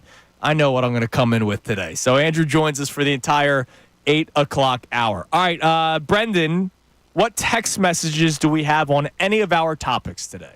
Yeah, we got Mo from Maryland checking in. He says, as long as the running game is working, it gives Jalen the opportunity to take what the defense is giving him. If he can continue to play at the level that he is right now, maybe he creeps his way back into the MVP race. Look, he could. I think he already is. But he's not going to win MVP this year. And it's like Lamar Jackson is playing out of his freaking mind. Josh Allen, that team was not supposed to be as good as they are this year. I had them finishing in second place of that division. I also didn't think the Jets would be a dumpster fire. Right. Oh, and Mahomes is undefeated still. Yeah. Well, his numbers aren't great. I don't care. He's the undefeated quarterback of the two-time defending Super Bowl champion. Don't forget who was You're the right. front runner at this time last year. Yeah, you're right. It was Jalen. Hurts. He's not going to win MVP, and that's look. Saquon Barkley could win MVP, like he probably or Offensive Player of the Year. But to the Texans' original point, MVP discussion aside, the running game has made Jalen Hurts' life easier, and I know there are some people for whatever reason that would take that as a slight. Or there are some people, for whatever reason, because, again, there's no middle ground, saying he needs the running game in order to be a good quarterback. I've seen him be a good quarterback in 2022 when it was Miles Sanders and company. It was not Saquon Barkley. But I do believe that since they've changed this offense and it wasn't the obsessive nature of trying to get explosive plays, which is something the organization loves, ever since they started running the football, it's made Jalen Hurts' life easier, and he's been a better quarterback because of it. Yeah, who knew a quarterback that is a balanced QB, a dual-threat QB, a guy that uses his legs nearly as much as his arm, would benefit from a balanced offensive approach. He's not a statue in the pocket. He's not a five-step drop and get the ball out. Like, he is a guy that does a lot of different things. So you need an offense that is capable and willing to do a lot of different things and consistent in the way that they employ those different types of strategies. And it seems to be simple to say. But I will give the Eagles credit in that it's not easy to execute a balanced offense, especially in today's NFL where passing becomes so much the focus for a lot of these teams. I get it, but look at the best teams in the NFL. Like, the Ravens run the football. They have Derrick Henry. The 49ers, when health, like Christian McCaffrey's obviously hasn't played a game yet this year, they run the football. They lead with their backs. The Detroit Lions, as great as Jared Goff has been this year, they lead with their backs. Yeah, but I could give you the Chiefs don't do that. And they run, Bills don't they run do the ball that. more than what people think of because like, they see Patrick Mahomes. Like, Kareem Hunt is getting 20 touches a game. And he's Kareem Hunt. If the Bills do that, it's Josh Allen, not a running back. Like, yes and no. I understand your point. I'm not saying it's invalid. I'm saying for those teams, there are also great teams that are heavily pass first or that are heavily pass heavy over the course of a game. So they use the pass to set up the run, right? You can Whereas do it the Eagles are different ways. doing the run to set up the pass. Kareem Hunt with the Patrick Mahomes-led Kansas City Chiefs. 27 carries last week, 21 the week before that, 22 the week before that, 27 the week before that, and then 14 in his first game because they picked him up off the streets because Pacheco got hurt. Carson Strong wasn't good. All these other guys were just, Carson Steele. Carson Strong, the Eagles practice squad guy. Quarterback. Thank you. He's got a cannon. But, yeah, trust me, I heard all about it. Different Carson. But I mean, look, the Chiefs, yes, it's the Patrick Mahomes show, but let's not act like they don't run the football. Like, it's not like Kareem Hunt touches the ball 10 times. They picked him up off the streets, and he's averaging over 20 yards or 20 carries a game. No, I got you. My point is just it's not so clear that, like, you have to do it this way. That's what all the great teams do. You're right. But it's the best way, clearly, for the Eagles to do it, and it probably shouldn't have taken them this long to figure it out. But it does take time. Like, this isn't as simple as we make it out to be. It took the offensive linemen going into the coaching offices to change the offense. Why does that bother you so much? Because you know how you always say, you realized in life that some organizations aren't as smart as people make them out to be, or you don't have to be a genius to be a GM. Why should I, as radio man, have been asking for this style of offense since week 1? And it took the offensive lineman to go to Nick Sirianni. I don't have the relationship with Nick Sirianni to say, hey, maybe you should run first. Okay, well, guess what? Last year, we asked for a whole bunch of stuff, and every little one of them would have made the team better. And they didn't listen. And they didn't listen. So that's what bothers me. And now this year, they did listen, and you're complaining about who listened. Yeah, because There's not many people that say dumber things than Connor. Where did that drop come from? I love that one. Yeah, good job, B. Gunn and Ricky Bo. Obviously. I didn't need that right there. No, the point. It bothers me because I wasted a season last year. I had a season wasted last season because the head coach did not listen to people. I'm sorry for your wasted season, but it could be worse than that last year. How many we years saw on them this planet, Connor? You got to enjoy them while you got them. Plenty more. You were just sprinting up and down the hallway. You're in great shape, and my buddy. butt hurts because of it. All right, coming up next, it's the 8 o'clock hour, which means Andrew Zacchecko for the entire hour. We have today's headlines with Brendan Gunn, and I did ask for something specific to be added into headlines because it's a football Friday, and the Sixers news with Maxey has led the conversation today. But in today's headlines, spoiler, we will talk a little bit about the orange and black. Why the meltdown? It's Kincade and Salciunas, 97.5 The Fanatic.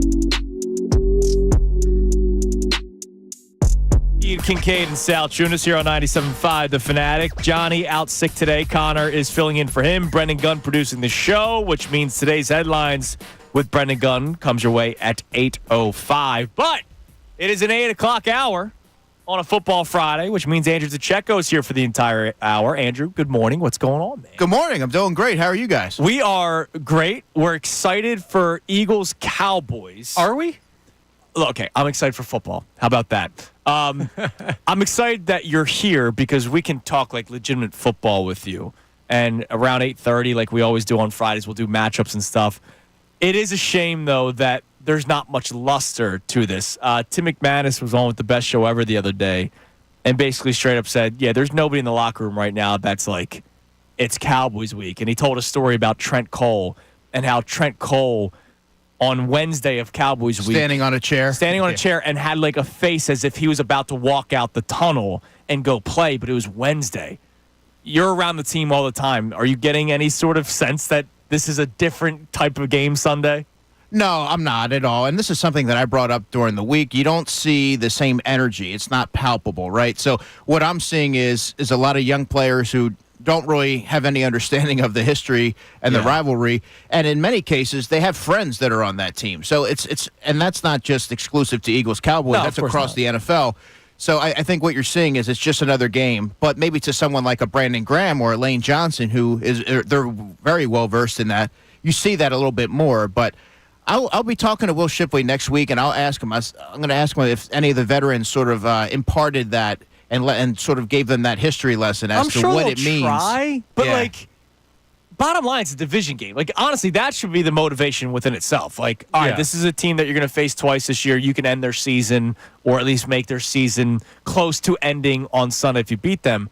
Like, I imagine there's no Eagles-Commanders isn't the historic rivalry as Eagles-Cowboys, right? But next Thursday, it's for the division lead early on. Like, I imagine there's some juice inside the locker room for that. Yeah, absolutely. The ramifications of that game, Andrew, you're going to be up for that naturally no matter who the opposition is. So that's a game that I think, and not to get off topic, but I've heard a lot this week, will this Sunday be a trap game, knowing that the Commanders are waiting on Thursday? I'm going to get that out of the way and say no. Damn right. But I think that, yes, you're going to see a whole lot more juice going into Commanders week. Well, as a trap game expert, I would also say no. So I'm going to agree with you there. But is that a problem that there's not this juice for Eagles-Cowboys? Like, it is a divisional game. And as much as people get caught up on, well, you have to beat the 7-2 team that's leading the division. Divisional record is a big part of tiebreaker if you end up in a spot with some of these teams. So, like, you don't want to fall behind. And you don't want to take a misstep against a team in Dallas that you can't afford to lose to. That's a fair point, Connor, but I don't know that it's troubling that there maybe isn't the same amount of juice going into this week, because sometimes you can really burn yourself out if you're fired up all week. I think, Andrew, you talked about earlier in the program about how you're a red light guy. Yeah. I'm kind of the same way. Some guys when the lights come on, they're different, and that's where you see the energy and you see all that really take shape. So that's what I would expect to see on Sunday when the Eagles take on the Cowboys. They might be sort of downplaying it right now, and then when the lights come on, I think you're going to see a team that is really, really turning the corner. Everybody's favorite player is a prime example, Brian Dawkins. Right? The second he put the helmet on, he became Wolverine. He became Weapon X. He became a different human being. Was he a human being? No, he may not have been a human being. No, I got you. I just when I hear that there's not a lot of juice in the locker room for a divisional game, I understand it because of what Dallas is missing and where they are in the standings, and you have another short week after this, and I don't think the players are looking past Dallas, but you do have to know, you got a quick turnaround after this one. There could be two ways to look at that. They're prepared, and it's just one of those games where they're not making it more than what it is, or it's a game that they're not getting up for as much as they should. And it sounds like it's the first option, where they're prepared, they're just not making too much out of it. Yeah, that's sort of the way that that's what I've gleaned this week. That's the way that I'm leaning, Connor, just based on what I have observed throughout the week. You see a team that's very focused, and they're fixated on just another game. Let's take care of business, let's move on, and continue to take it one game at a time. So I don't know that they're going to be overly fixated on it's Eagles-Cowboys week, and they're going to get all fired up, because I think you can exert too much energy into that, and then it sort of detracts from your production throughout the week. But I do believe that you're going to see an Eagles team that plays some inspired football on Sunday, And that really has been the trend over the last 4 weeks. Andrew DeCecco is in with us for the entire 8 o'clock hour on this Football Friday. We'll continue talking Eagles throughout the hour and for the rest of the show, but it is time now for today's headlines with Brendan Gunn. Today's headlines with Connor Thomas. What's up, Brendan? They really got to change that. They got to get an audible. I one like for it me. a lot. I bet you do. Last night, we had some hockey action, and it was a big night, big win. They got their 5th win of the season, 2-1 shootout win over the Tampa Bay Lightning for the Flyers, and a former Russian professional player had a big night. Ivan Fedotov gets his first NHL win. As for the other NHL former Russian player that came over the past year, Matvei Michkov, let's hear his highlights. He got benched by John Tortorella prior to the game. What are your guys' thoughts on that? Why the outrage? I don't like it. I don't like the benching. Okay. Matvei Michkov is how old? 19? Can he get a drink yet in the United States of America? If they play in Canada. In the United States of America, can he get a drink yet? No. What are you, a cop? Yesterday's game will probably end up being less than 1% of his career, right? How many games did they play this year? 12? Yeah. Something like that? Something like that. Are they winning anything this year? No, but you get it, right? I'm always of the mind that you have to allow young players to work through some growing pains. He's not going to get better if he's on, if he's behind the glass. You know what I mean? If he's not on the ice. Are we 100% sure of that? Well, that's the other thing. Like, do you trust John Tortorella as part of the conversation here? And you mean a historic NHL head coach? And this is not me. I don't like bathe in the waters of John Tortorella. Like John Kincade loves torts. John, I would say worships at the altar would probably be a better. Like I'm curious as to what Kincade would say about yesterday. All I'm saying is this guy's a historic head coach in the NHL. He doesn't think Matvei Michkov stinks. No, nobody does. Tort's made a decision. He's made controversial decisions in the past. He hasn't lost the locker room. He hasn't been fired because of them. It's annoying because the only thing you really want to watch with this team is Michkov. Okay, it's annoying that if you wanted to watch the Flyers last night, you know what I did? Oh, Michkov isn't playing? This team isn't going to win anything? Ravens-Bengals. Exactly. And, exactly. And that's it. I didn't do two screen. Every once in a while, I check the score. Oh, they won the shootout? Awesome. Go Flyers. I want you to lose, actually, because I want you to get a better draft pick. Like, I saw Tyrone was freaking out yesterday, saying that was the end of John Tortorella's tenure here in Philadelphia. Absolutely and I'm like, guys, we got to relax a little bit here. I get it. Personally, I felt bad. Our man Josh, who used to work here at the station, he now lives in Florida. He bought tickets to go watch because he lives in the Tampa area. I think he lives in Dunedin. I was talking to him last night. He was going to go to the game, and then Michkov gets scratched. So, of course, he's upset. Yeah. He's the guy I felt more bad for than anybody in the world. And he's a great guy, too, so I hate to see that. Josh. But, why are we freaking out? And I saw a guy on Twitter this morning. This is what I was worried about. They won with him off the ice. Is he going to now not play? No! Oh, boy. Don't be a lunatic, they're going guys. to trade him. That's a little dramatic. It is dramatic. Like, he's a young kid. Maybe Torts wanted to use it as some sort of learning curve. Or Jalen Carter earlier this year.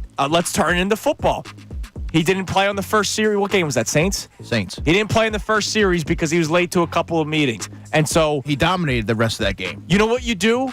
You send a message to the best player. It's one thing if you, hey, Moro Ojomo, you're not playing in the first series. What message is that sending, right? You go, hey, Matvei, I know you're the 19-year-old second coming of Wayne Gretzky. You're gonna get a healthy scratch today. Yeah. Why are we freaking out? A lot of great players have been benched at points in spots early on in their career or have been talked to by a coach. It's not that big of a deal. It really isn't. All right, what else we got? All right, so in Philadelphia in the past couple of weeks, months, we've been robbed of a lot. We've been robbed of a parade by the Phillies. We've been robbed of points off the scoreboard by our own head coach. We've been robbed of watching Matvei Michkov come out. And now we've been robbed of Maxey Embiid and Paul George playing together, but it doesn't end there with the Sixers. Now we've been robbed of getting to watch the next prodigy, Bronny James, take on our Sixers as he's been optioned to the G League after 4 games and 1 point. They're bringing him back for tonight's game? Yeah, they're gonna send him back and forth. I thought they optioned him yesterday, and he's not here for tonight's game. That's what I saw, but I'm not sure. Let me double check. I'm pretty sure I saw that they sent him down, and they were gonna bring him back up for the Sixers game, and then send him back down again. I'll double check, but If that's the case, yeah, or I'm devastated. Darn. That the guy that doesn't belong in the NBA is not playing against the Sixers. I wish Sean was here for this one. All right, we'll move on to to the replay for you guys, and we'll get Andrew's thoughts on all that. Are you ready to say that this is the Jalen Hurts show? That everything is on his plate? I'm ready to say so myself before we get Andrew's thoughts and your guys' thoughts. I'm ready to say so as far as that goes, because you can't win with Jalen Hurts as just a quote-unquote the typical game manager that everybody else thinks about when they hear game manager. Trent Dilfer, Brock Purdy, maybe. I don't think you can win like that because he was that in 2021 when they took the offense and made it a run first. You need Jalen Hurts to lead the league. You mean when they got to the NFC Championship game? No, 2021. Oh, I thought you were talking about the Niners in 2022. I'm sorry. No. Eagles and Hurts when they first switched over to the run-first offense a couple years ago. You need Jalen Hurts to be the guy that's leading the league in 20-plus yard touchdown passes. You need him to pick his spots as you've been talking about. But, yes, I want it to be a run-first offense. I'm ready for Jalen Hurts to go out there and do what he does. Look, when I say run-first offense, that doesn't mean I want them to not throw the football. Like, I want him to, like, it's just let the pass set up, or let the run set up the pass instead of vice versa. That's not an indictment on Jalen Hurts at all. I think this version of Jalen Hurts is absolutely good enough for the Eagles to make a deep run in the postseason. They're alleviating some pressure from him, for one, and they're leaning on the hot hand, which is running back Saquon Barkley right now. But Jalen is able to play a lot more free. He's playing faster. He's in full control of the offense. He's decisive with his decision-making.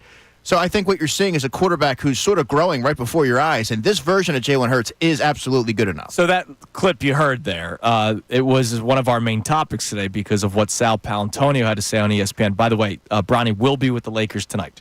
Oh, so he is. He's then going to Salt Lake City on Saturday. They're going to have him back and forth. My happiness is restored. So you might see the prodigy that is Bronny James tonight against the Sixers. Big gun. We'll have to make sure we have that on the screen here when we're on later. We will. I've never needed someone to drop 30 more. Like, I'm sorry. I'll take the L for the Sixers. I never needed a player to drop 30 more. Come on, Connor. That's a violation. I need the argument with John Monday. Andrew, I want you to hear this clip. I heard it driving in this morning. I don't forgive me. It was on an ESPN program. I don't know exactly which one, but here's Sal Paolantonio talking about how Jalen Hurts has become the CEO of the Eagles since the bye week. I think the tone is being set more by Jalen Hurts than it is Nick Sirianni. And I think the tone of the relationship between the locker room and Nick Sirianni is being set by Jalen Hurts. You know, he has emerged since the bye as totally the CEO of the team. And I am really impressed with the way he has played. And they've got the most explosive plays in the passing game of any team in the National Football League. So I think it's Hurts more than anybody else. So I want you to react to that because you're there. Again, you're there. And Sal Pal's tremendous. How much is this actually Jalen's team? Because if you remember, Fletcher Cox, Jason Kelce gone. We all said, all right, is Jalen Hurts going to take over that leadership role? It wasn't a great start to the season. For whatever reason, this bye week that happened in week 5, which nobody ever likes, an early bye, was the best thing that ever happened to the Eagles. How much is this Jalen Hurts' team? 100%. And yes, that bye week was more or less the reset button that the Eagles needed just to kind of hit that button and start the season over again. But what you're seeing now, Andrew, and what I've seen is you see Jalen Hurts has a presence. And what I will say is he's not in the locker room a ton when we're in there, but you see it whether it's on the podium. He looks like he's having more fun. He's in control of the conversation. Whether he's interacting with teammates in passing, you see that. You hear it on the audio clips that you see surfacing on social media. But you also hear it from players. They're able to sort of convey that they go as Jalen goes. And I believe that when you start to see and stack wins in the way that you have, when you're taking full control of that offense, naturally, as the quarterback, everyone goes as you go. So I'm seeing that. Is this getting back to something, or is this becoming something? Like, has Jalen Hurts been this guy before, or is he developing into a new type of leader we haven't seen yet? That's a great question. I think now that there is no Jason Kelce, Fletcher Cox is no longer there, what you're seeing is Jalen Hurts taking ownership of that team. Yeah. He's taking ownership of that offense. He said it back in the spring and the summer. He wanted the offense to be his, but now you're starting to see it. And when you start to build that kind of confidence, guys, naturally, you're able to take on that leadership role. You're no longer thinking and trying to figure out a way to be in command of that offense. Now you're able to be that CEO that Sal Powell was just talking about of the football team. And he has the full respect, and he has everyone's ear in that locker room. But was it like that the first 4 weeks? Because remember, not to bring up bad memories, but as they were entering the bye week, there was another weird answer about Sirianni, right? We have our moments, was the quote from Jalen Hurts. And it was OTAs all over again. Like, oh my God. Now, from now until training camp, we're going to talk about the beef between Jalen Hurts and Nick Sirianni. From the end of that Browns game, or Bucs game yes. to the first time he will speak leading up to the Browns game, we got to talk about the potential beef between Nick Sirianni and Jalen Hurts. And then he came back and gave an immaculate answer on Nick Sirianni and how great things are and how much he likes Nick Sirianni. I go, all right, was that so hard? Did he change? Did he himself change pre-buy to post-buy? I think it's more or less when you're trying yourself to learn a new offense and you have so many different things thrown at you, all those different voices in your ear over the years, you're trying to really learn Kellen Moore and the offense. There's a lot of different things at play where your attention's now being pulled in different directions. But now, where he is seemingly in full control of the offense, I think you're able to take care of everything else. You're able to be that CEO. You're able to see things from a different perspective. And right now, what you're seeing from Jalen Hurts is that confidence, and now he's able to have that 30,000-foot view of the team. Yeah, like I had to get a bunch of stuff ready for my brother's wedding like the last week and a half ago. And I didn't have a chance to like clean my apartment or get all my laundry done, stuff like I had something big going on. Now you got a chance to sweep up the corners, get all the cobwebs out of there, and that kind of feels like once they settled in with the offense, the opportunity Jalen Hurts got was, okay, now we can think about this relationship question that I keep getting about the head coach. We can think about the leadership in the locker room. Guess what? You could be a great damn leader, but if your team is not winning and you can't execute the offense, it doesn't matter. So you got to take care of that first. You can't lead until you're able to master your assignment. Exactly. Right. That's a good point. All right, if you guys have any questions for Andrew, you can text in at 610-632-0975. I always ask you for this.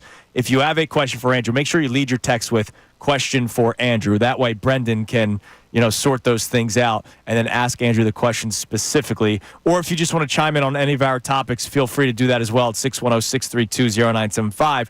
So I want you to chime in on one of our topics today, Andrew, because at 8:30 we'll do more matchup stuff with this Eagles-Cowboys game that does not have the same feel of Eagles-Cowboys in the past, which is why we're having other topics today. It's not just who's your most hated Cowboy, right? Tony Romo. I'm sure you watched last night's football game between the Ravens and Bengals. The end of that game was egregious by the officials to miss 2 calls on the same play. I'm not a guy that complains about officiating all that much unless it's like obvious.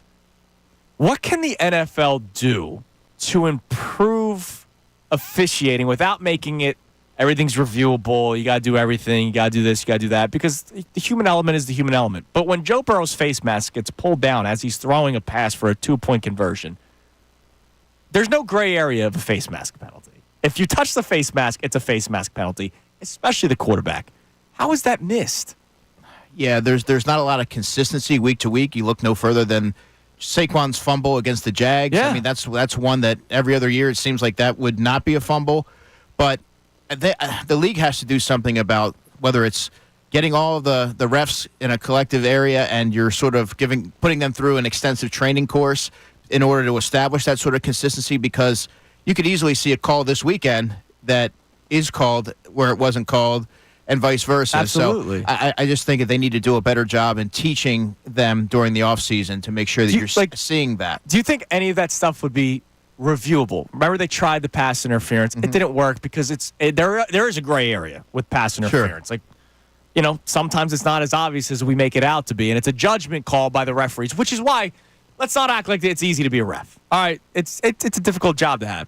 But a play like that, under 2 minutes in a game or whatever, I feel like that should be reviewable. Sure. A face mask penalty. There's no gray areas for that. Especially with the game on the line, or it's a pivotal play in a game like that, it absolutely should be reviewable. They're going to have to tweak the rules, I would think, because other than that, you really there's a lot of blurry lines and gray areas. Like, I don't want to go overboard, but the Bengals season could have taken a huge toll last night. I mean, the Vikings season could have with the Sam Darnold one against the Rams a couple weeks ago. Yeah. Like, it's happened multiple times in the past 3 weeks. How are we? But the problem that I keep coming back to is we had this conversation partway through the MLB season. And before that, we had this conversation partway through the NBA season. And the NHL season, less so because the Flyers were less so in contention. But every single year in every single major professional sports league in this country, we have the conversation about why are referees not good enough for where they should be, based on technology, based on the level of the sport, based on how much people gamble and how much people's income can be decided by these games. People make money, make a living by betting on these games, and we mess it up every single time. So part of the question is, do the leagues even care? I don't think they do. We're still watching. And we're still paying. Exactly. Nobody's That's why they don't care. No Bengals fans going to say, I'm Tune in to done with Eagles the Cowboys NFL. Sunday. Yeah, exactly. All right, so coming up next, speaking of Eagles Cowboys, there's not the same luster as there normally is, but it is still a football game, and we have a football man in studio with us for the entire 8 o'clock hour. What are some of these matchups that we should keep an eye on? Andrew DeCecco will tell us next. And if you have any questions for Andrew, send in a text at 610-632-0975, and he will answer them for you. It is Kincade and Salciunas. Connor in for John today. John under the weather. He'll be back on Monday right here on 97.5 The Fanatic. Fanatic Sports Update. It's officially Dallas weekend. I'm Brendan Gunn, and this update is brought to you by AAA Car Care. Save up to $180 on select sets of 4.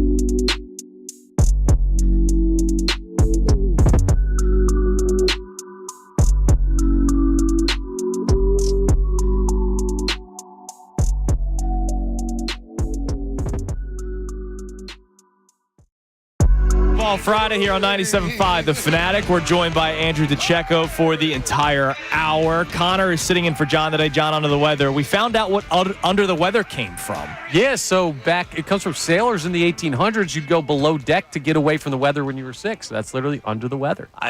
You learn something new every day. I was just going to say that. And it's not just sports. It's where did the term under the weather come from? I like to look that stuff up. No, I'm impressed. I appreciate you bring that up. That now I know I can say that to Christy, and then she'll tell me to shut up. And you're never going to mention that again, but still. Connor's going to drop that line in Fishtown. Damn right. And it might work. Just like all my other ones, it will not. It might work. We'll see. All right, so there's no buzz to Eagles-Cowboys the way that we're used to. But it is still a football game, and you could very well end their chances big time with a beatdown on Sunday. Let's start off with that before we get into the matchups. I think I know what your answer is, Andrew. Do you want them to go in there and play their game and beat the doors off them, or just get in there, get the win, go home?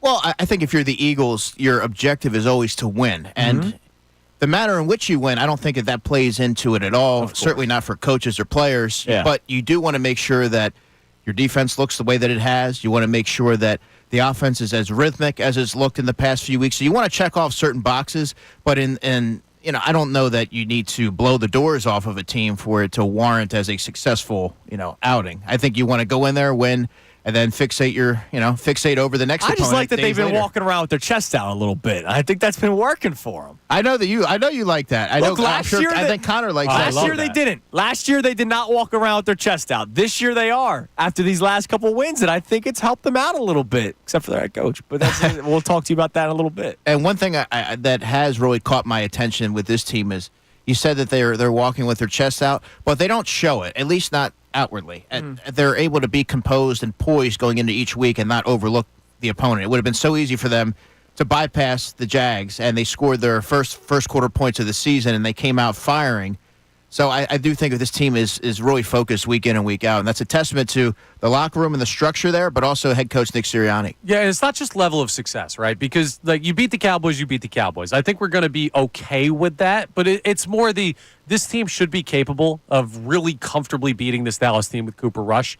And the conversation yesterday with John was that he's looking at the Commanders and he wants them to do what you have to do, but don't overexert yourself in this game against Dallas because you have a more important game coming up on Thursday night on a short week. And I think where we're at is it's not that they have to run it up for the sake of running it up. It's you should beat this team comfortably, and you should be thinking that way and not really worried about the next one.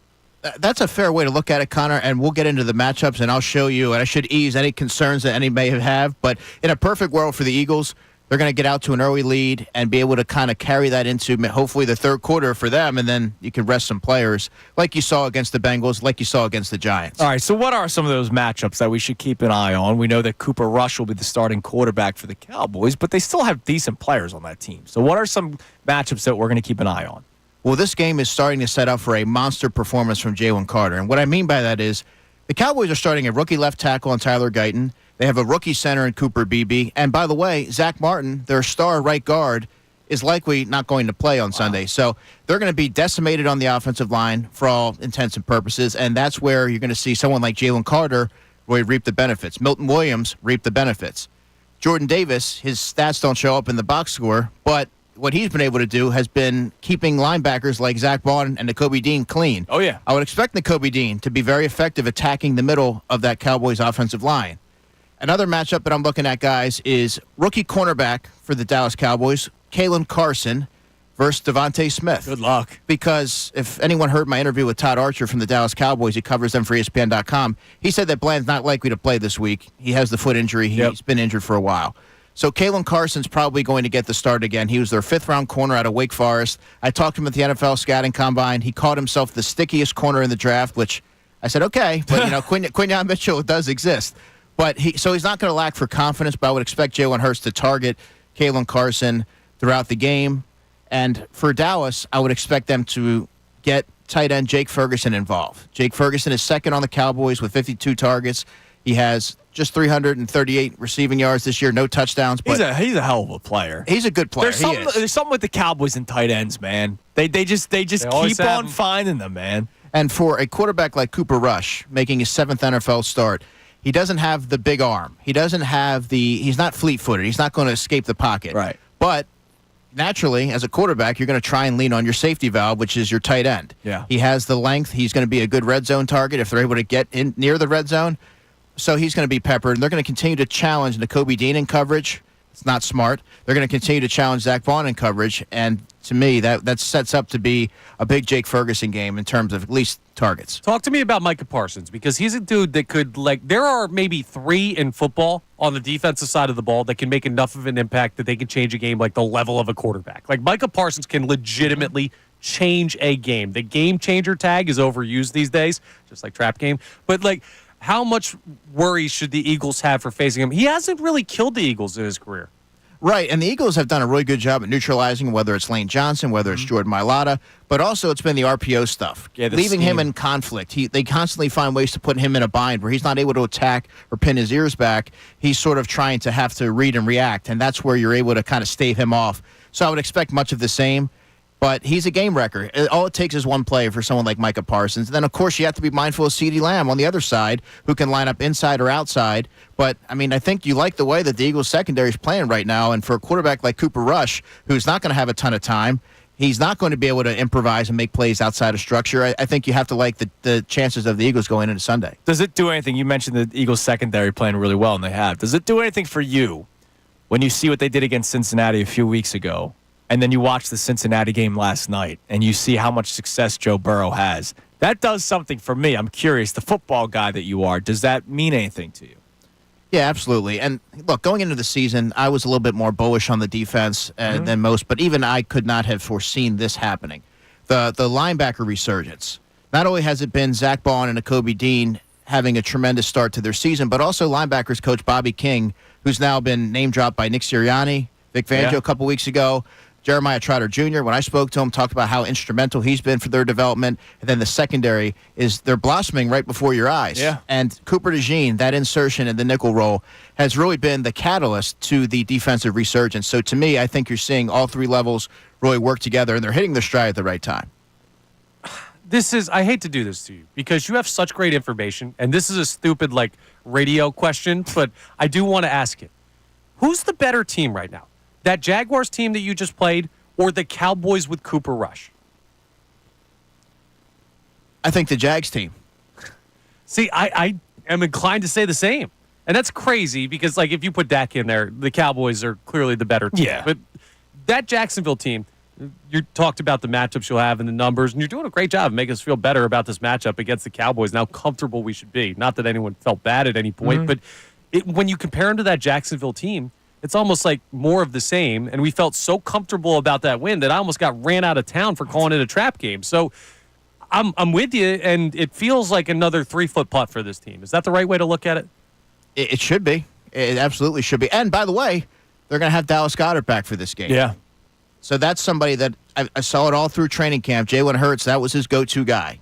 There's a big comfort level there. Dallas Goedert is really good utilizing the middle of the field, and that's where the Eagles have really shown notable signs of development in their offense right now. So that's another weapon to add to a very prolific unit right now. You said it should be. Does the head coach allow it? We'll talk about that coming up in a few minutes, but I know we have some text messages coming in for Andrew. What do we got, B-Gun?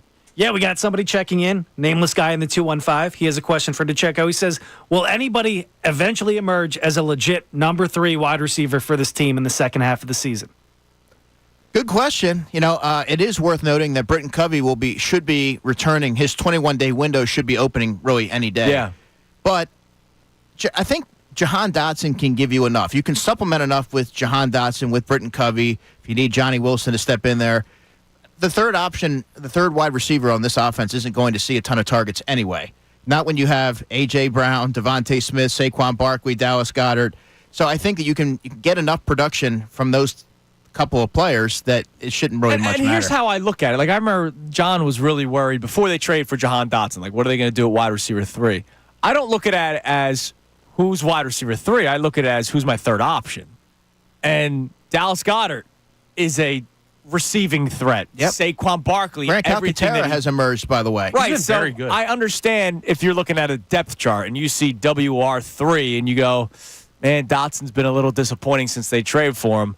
I look at it as, all right, who's my third option, not who's my third receiver. Right. Exactly. That's the way that coaches and teams look at it as well. And I think, like I said, they have enough personnel there that you can sort of atone for that position. They should be able to supplement with Jahan Dotson, Britton Covey when he is available. So Yeah, the people outside get caught up on the depth chart a little bit, and that's okay. It happens to all of us, but the options are a great way. Now, Britton Covey, too, real quick, like he needs to come back quickly as not to play wide receiver.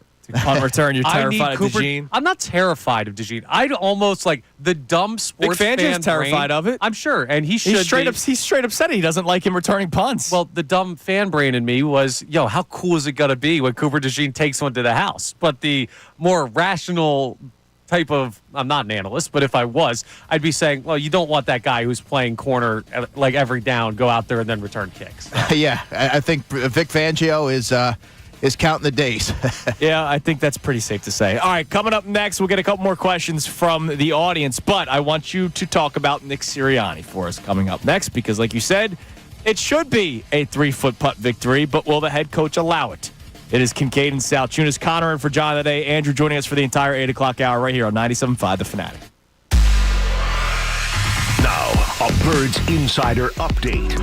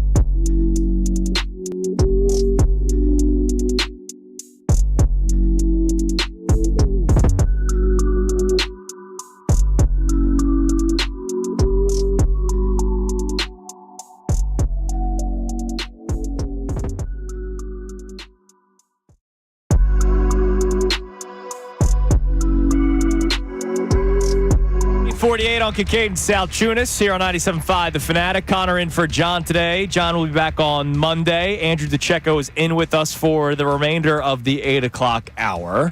We'll get to some text questions from our audience in a second for Andrew. But, Andrew, I want to play something for you that we reacted to earlier today. Today's been a more positive show because we feel good about the Eagles heading into this matchup. We felt good about the Eagles over the last 4 weeks, but the head coach is still a talking point. Here's Dan Orlovsky yesterday on ESPN, I think, asking a question that we all have on our minds. When does Nick Sirianni's borderline recklessness hurt their football team? The hope, if you're an Eagles fan, is not when it matters the most. Hopefully in a game, when they're playing Washington and it doesn't come down to the end when it comes to the 1 seed in the division, Sirianni goes for a 2-pointer, they don't get it, and they lose by 1 type of thing. Like, that's the only hesitation. What they do against Dallas is not going to matter this weekend. They're going to beat Dallas. The only way that Dallas has a chance is if they get 3 takeaways and they turn those takeaways into meaningful points. So when he asks, what is it again, borderline reckless decisions, yes. Do you believe that there's a chance in the long run that Nick Sirianni could hold back the Eagles? And I'm not asking, do this locker room like him? Because I know they do. You've told us that numerous times. Is there a chance that in the long run he could hold them back? Because it's one thing to go 0 for 6 on decisions against the Jags. If you go 0 for 6 against the Ravens or any playoff team, you might not win those games. So historically, the past 3 seasons, I'm not counting this one, his decision-making has not cost the Eagles. He's actually had very good situational awareness, and that was something that he could hang his hat on. Obviously, this season has been a little bit different, but I'm of the belief that maybe, just maybe, you learn from your mistakes. But he said he would not do anything different from this past week. I've heard him in the past say, yeah, next time I'll do things differently. He's standing by what he did on Sunday. He may say that, but I assume that you're going to get different. You have all the different voices, and you might be influenced in a different way if the circumstances are the similar later in the season. I don't believe that he would operate in the same way if all things were equal. So okay. I think you can learn from your mistakes and make sure that you're more cognizant of that and the impact that it may have against a superior opponent. And similar doesn't mean same. Like, it means close to, but every situation is going to be different. Go up 3 scores. Just go up 3 scores. The opponent is going to be different. Sometimes if you're playing a team, not the Jacksonville Jaguars, even a team similar to it, the flow of the game, who you have available, how Jalen Hurts is playing, how your defense is playing, what the weather's like, whether you're home or on the road. Good point. Yeah. All of this stuff is going to be different. So the fact that he made these decisions this time doesn't even mean, and that he says, I would do it again, doesn't mean that he's going to, even when the score is the same, make those same decisions. I do think he evaluates all these things because I don't think he's a moron. I don't think he's just like an unintelligent person. I think, like Dan Orlovsky brought up, as a coach, he can sometimes be borderline reckless. And I do think we've seen plenty of times where he hasn't been that guy as well. So you got to balance it. Yeah, and he has a ton of confidence in that offense, and rightfully so. Mm-hmm. And it functions a lot different with A.J. Brown. So I know. It's just when the confidence that you just bring up. So earlier in the week, he answered a question, and he gave 2 answers within one answer. He said, yes, I will do that again because I believe that I'm putting my team in the best position to win. And then he continues and says, I trust my players. So it's almost like, all right, well, then which is it? Like, do you trust your players to execute, or do you think that this is what's best for the team? I trust Steph Curry to hit a 3/4 court shot. But is that the best shot to take on the team? Probably not. So which is it? Like, I think he trusts his players to execute. Okay. I truly believe that there's not a corner. So then he doesn't really think he's putting his team in the best position. Well, it could be both. Yeah, I mean, it could be both. At times. But I think the driving force there, Andrew, is that he truly believes that there's not a corner that can cover A.J. Brown one-on-one. He believes that A.J.'s going to win that matchup at all times. He believes that Jalen's going to find a way to gut it out, whether that's running for the first down or finding the open player. And the offensive line, of course, that speaks for itself. He has full confidence in his offense. It goes back to the Saquon drop against the Falcons. He trusted his players, right? They did design the right play. It was a drop. Was that the best play to call in that situation with the risk versus reward? Probably not. You hand the football off, the clock keeps on ticking even if you don't get the first down. It's just the risk management conversation. Even though the play design was there and the play was there, but he trusted his players and it didn't work. Like, I know that sometimes both can be true, but I also wonder if you were to make a decision next time, is it because you trust your players or is it because you think that's best for the team? I mean, it comes down to trusting your players. Yeah, you got to trust your players. And that goes a long way in terms of establishing that relationship with your team. And that's why there is that full buy-in. And guess what? No one's going to get mad at him on the offensive side of the ball for going for it. Jake Elliott might be annoyed. The defense might be annoyed. Hey, look, but if you think he's getting his paychecks, and AJ and Saquon don't want to be out there when it's 4th and 1, like, they want to be. Yeah, they want to be out there. All right, Andrew, listen, great job as always. We appreciate it. What is the rest of the Andrew DeCecco schedule for the rest of today and this weekend? And, of course, one of those things is pregame. Right. So I'll be heading down to the facility in a couple hours. Then I'm coming back because I'm hosting the Birds Insider Report from 6 to 7. I'm going to hang out with B. Gunn. Damn right. For the first hour of Philly Sports Tonight. So it's going to be a fun one. Well, we can't wait. We'll be listening. Great job as always, man. We appreciate it. Appreciate you guys. 9 o'clock hours ahead. We reset all of our topics today. We hear from you at 610-632-0975. And we haven't really talked much Eagles-Cowboys, the rivalry.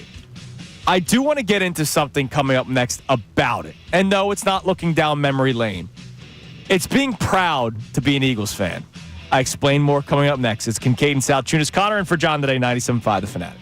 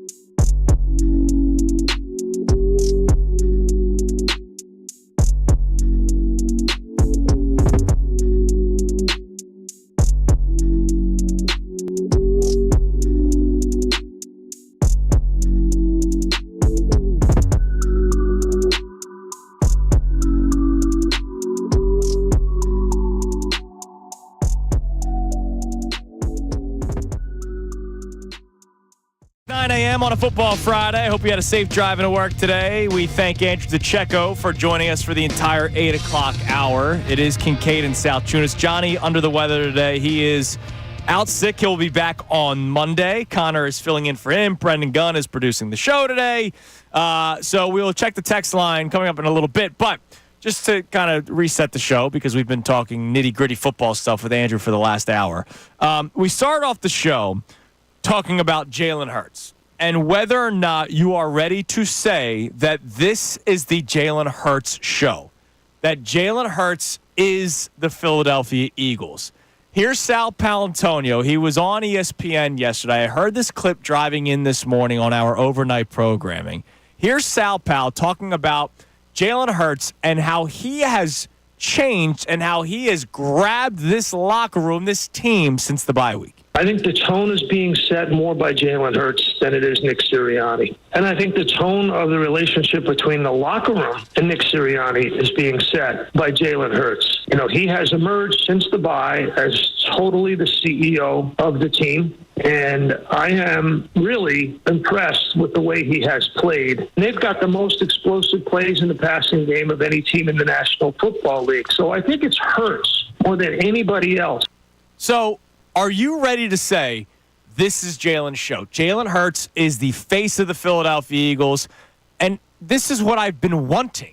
When I hear, I smile when I hear that from Sal Pal, because I don't think I had that last year.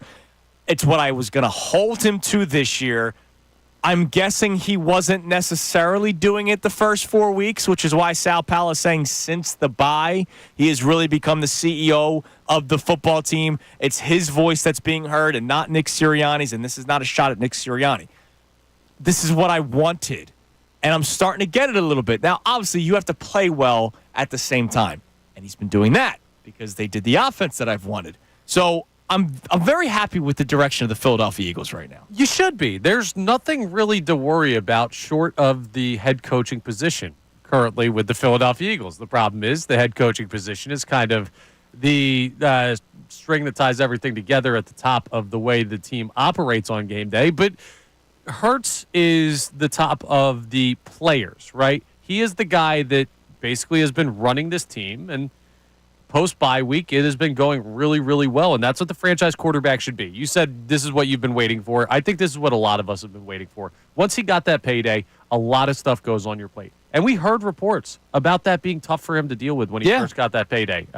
So it's nice to know that he's stepping into that role and continuing the good play. And I do think this started in the offseason. If you remember last year when he got the big contract, he started doing all the commercials, right? Like, you know, I know people still sometimes get confused thinking that Jalen Hulu has live sports. Yeah, and they think that it's happening during the season, just like the Christmas album for the Eagles offensive linemen. Like, they record that during the summer. They don't record it during the season. But that stuff's important to know, because if you realize not as many commercials for Jalen this year. What were the things that you saw before the season started? He was working on the side with his teammates. In between OTAs and training camp, there were photos of Jalen Hurts working out with Johnny Wilson, working out with some of the other younger receivers, working out with Saquon Barkley on their own time. Not scheduled practices from the Eagles staff, right? Not OTAs, not training camp. He was doing these things on his own with the younger players and some of the veterans as well. That starts in the offseason. And I think that's carried into this season. And now you hear Sal Pal say it, since the bye week, he has been the CEO of this football team. So are you at 610-632-0975 ready to say that this is the Jalen Hurts show? I know we have a text on Hurts, Brendan, if you can give that to us. Yeah, we got another no-name, of course. He says, with the offense as talented as they are, Jalen Hurts doesn't have to be the MVP level Jalen. If Jalen doesn't have a good game, the Eagles can still win by dominating with the run game. There are other teams where the quarterback has to be Superman in order for that team to win. All we need from Hurts is no turnovers, game manager, and when you take your chances, make sure it's either incomplete or caught by your guy, like the Saquon catch last week or the skinny Batman catch. This team is 100% built to run, and Jalen Hurts can just go out there and do what he has been doing the past month. Now, look, he can still throw a 50-50 ball. Like, he's got A.J. Brown, but I'm just saying it doesn't have to always be that. Like, that's what it felt like last year. It felt like every shot to A.J. Brown was downfield. Leap it, A.J.'s down there somewhere. No, exactly. I mean, I know that's a running joke, but it was kind of real. You look at what we've seen the last couple of weeks. He's thrown over the middle of the field. He's thrown to open receivers. The Saquon Barkley play that we have watched. How many times do you think you've watched it? The backwards hurdle. Bro, I might be into triple digits now. Was that not a check down? Yeah, it was. That's something he didn't do last year. 3rd and 8, by the way. 3rd and 8, check down. No. What do you? No. Well, you're right, but the fact that you picked the greatest check down in NFL history is just it's funny. Well, your point is 100% valid. The Giants game. What's one of the things that set the tone? They punted on their first drive, but one of the things that set the tone. Remember, it was like 3rd and 11, and Saquon let that lick on that corner. Yeah, just he didn't get the first down, but he got like 5 extra yards on it. Checkdowns are okay. He's doing that this year. I've seen him check it down to Grant Calcaterra, and he gets 30 yards off of it because nobody's around. Like, he is doing things that he did not do last year. His leadership is clearly growing, which is why Sal Powell says he's now the CEO of the football team. Like, Jalen Hurts is improving, and he's improving in not just reading defenses. It's little things, too. Little things. Hero ball was a problem for him. Hero ball was a problem for Carson Wentz. Get away from it. You have such great weapons, and you yourself are a good quarterback. Well, here's why. And, you remember earlier this year, it was like a month ago, we were having a conversation on Jalen Hurts and what he needs to do and and people were saying, oh, you're being too kind to Hurts. I was getting called Connor Hurts on the YouTube chat. Here are these 2 simple reasons why I'm always going to be more positive than negative on Jalen Hurts. Of the average opinion, right? If the guy stinks for a year, I'm not just going to still be blindly positive. Right. Because, one, the guy has shown that he has no ego.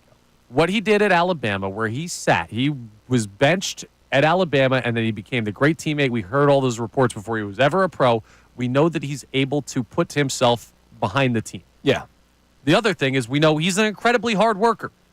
He was upset that he didn't practice the other day. So those are the only 2 things I need to know about the player. Right. Because if you don't have the ego, you are willing to admit the things you need to work on. And if you are a hard worker, you're willing to work on those things and get better. He may not be Patrick Mahomes, but Jalen Hurts is going to be as good as Jalen Hurts can be because of those 2 things. And if that's good enough, great. And if it's not, well, it just is. But it won't be because he doesn't have those 2 things. And that's why I'm always more positive on him than negative. Absolutely. The other stuff that we've talked about, officiating in the NFL or in sports in general, how can you make things better while also still keeping that human feel to the game? Because everything can't just be robotic, or I don't know if the games would be quicker or longer, or if it would just feel weird.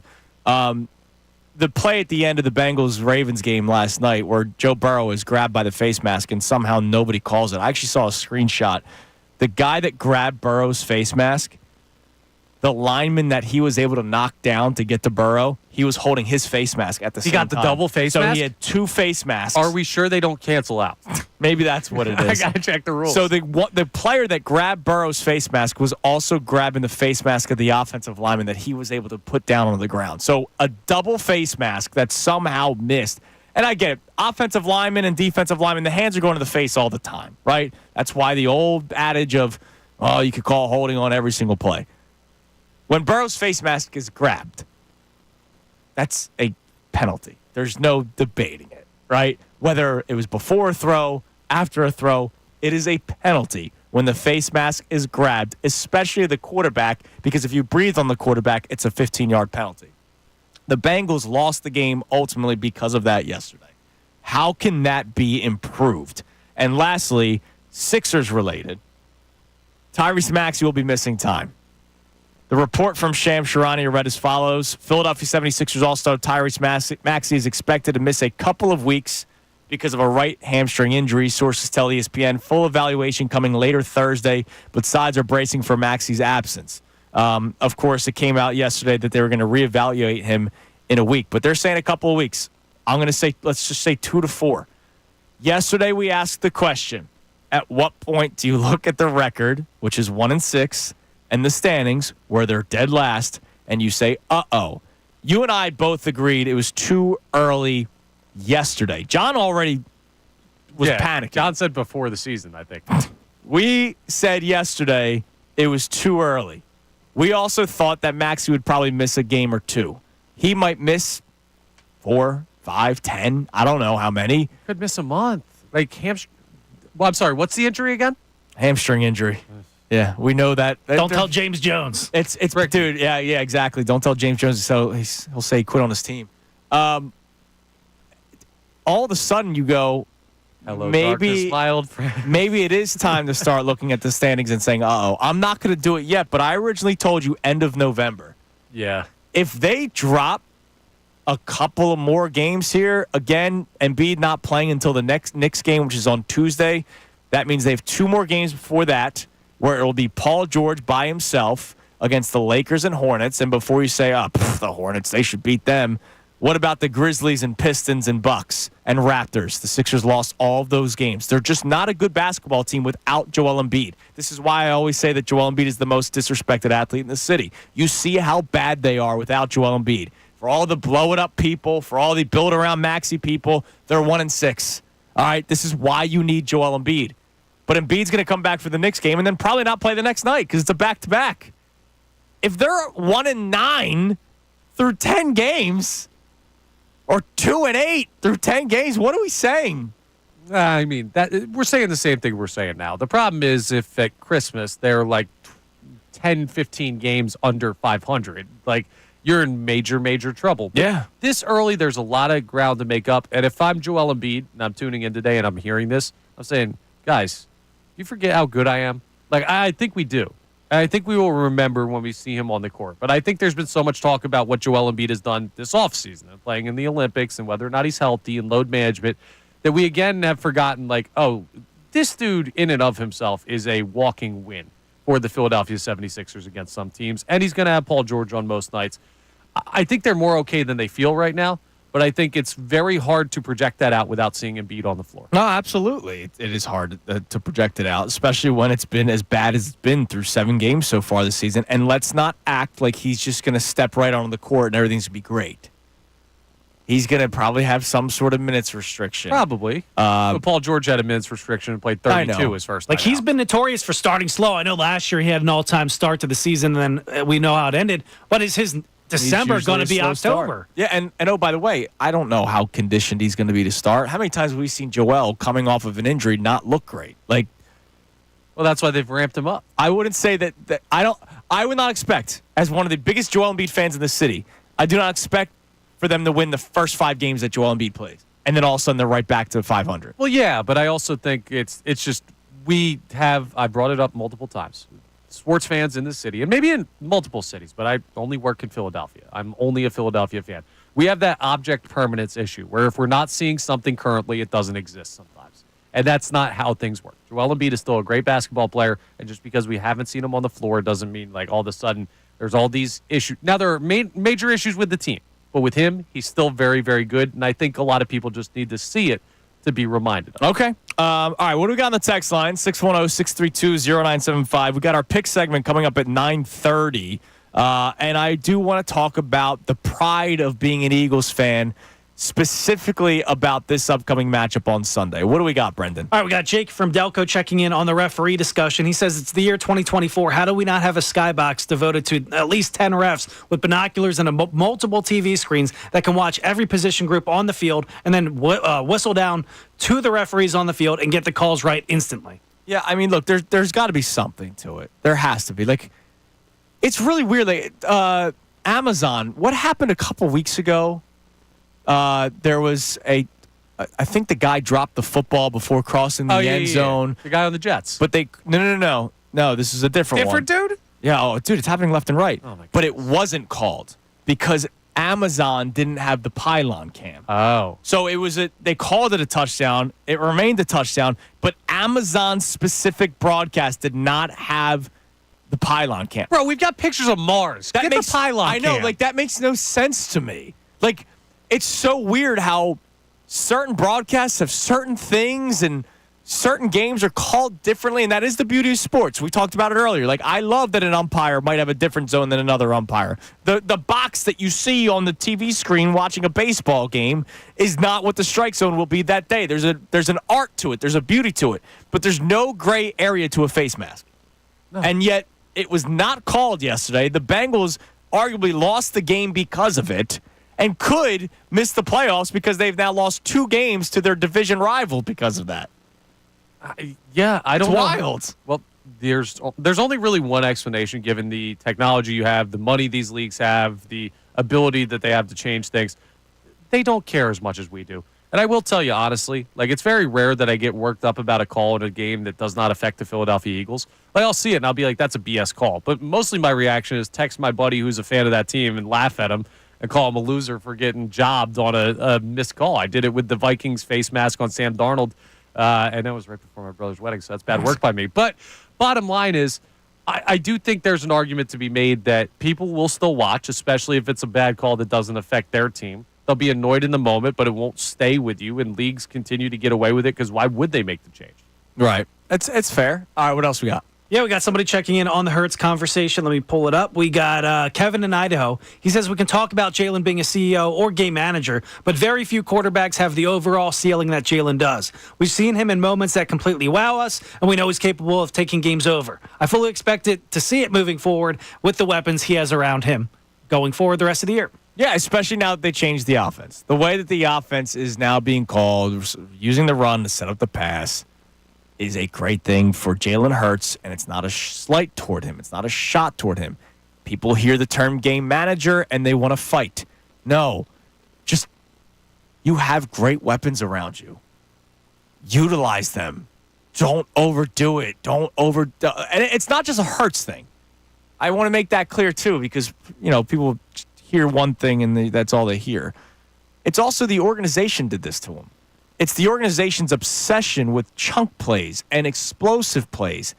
Once they realized, oh, wait, we don't have to take shots downfield all the time to get an explosive play. We can get a 20-yard play by throwing it 5 yards. Well, yeah, and it's not just the organizational philosophy, too, right? He was forced to the complete end of the spectrum of that philosophy last year because the offense couldn't create anything. So when he had a look that he thought, I have a 20% chance at completing this ball 40 yards down the field, well, I have like a 0% chance to do anything else in this offense, so I'm going to take it. And they weren't good decisions.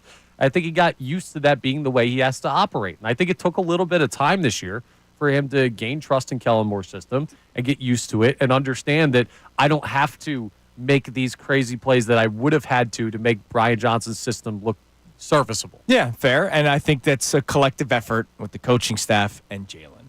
All right, real quick, I want to get into this. Not going to spend too much time on it, but there should be a sense of pride being an Eagles fan. And we always have it. We always have pride being an Eagles fan. But we have Eagles-Cowboys coming up on Sunday. And it doesn't have the same luster. It doesn't have the same feel that it normally does. Why? Because the Cowboys flat out stink.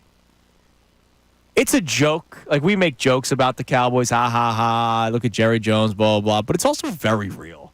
That team has won nothing over 3 decades. The Eagles have been one of the better franchises in sports for 24 years, since the turn of the century. There should be a sense of pride in that. Like, I know that every single year with Howie Roseman, they're going to be competitive, and if it's the year where they're not going to be competitive, it's going to be a quick turnaround. Yes. It's not going to be this 3 or 4 year rebuild. The defense is being rebuilt this year, and they're one of the best defenses in the NFL so far, but with upside. The Eagles had to trade Carson Wentz, and we thought, all right, here's the down year. Let's see what Hurts has. If it doesn't work out, you get a good draft pick. They made it to the playoffs. Year 1 of Carson Wentz and Doug Peterson. They went 7-9. Okay. Year 1 of a coach and quarterback, that's going to happen. They go to the Super Bowl the next year and win it. Right. We should be very proud to be Eagles fans and proud of the Philadelphia Eagles, even though I get it. I can yell and scream about Nick Sirianni any day. But the organization, man, you compare them to the Cowboys. Historically, yeah, Cowboys have the edge. But my lifetime, your lifetime, Brennan's lifetime, 30 years on this planet, the Eagles have had the upper edge. How lucky are we that in a city so passionate about our sports teams, with the sport that we care most about and the team that we care most about and the sport that basically runs this country more than any other major professional sport, we have one of the great teams in that for we do. Our entire life. It feels amazing. They just, look, I want more Super Bowls too, but you do the 30,000 view, you go, Now, if they Damn, could we got it just, pretty good. if they could just do it in a normal way, Yeah, that'd be nice. that'd be a little bit That would easier. like sustainability, like try to be a dynasty, not 1 year good, 1 year bad. Yeah, that would be nice. I would appreciate that. My blood pressure would appreciate that. All right, coming up next, we got our pick segment. It's been a good year. We got guest picker Brendan Gunn here. We had guest picker Tom Albert. Do we remember how Tom did? I know he got the Chiefs game right. 0 for 4. No, he got one right. I know for a fact. I don't know how he did the other three. But we have guest picker Brendan Gunn. We do have John's picks. He's out sick today. He'll be back on Monday. So pick segment next on a Football Friday, 97.5 The Fanatic. Fanatic Sports.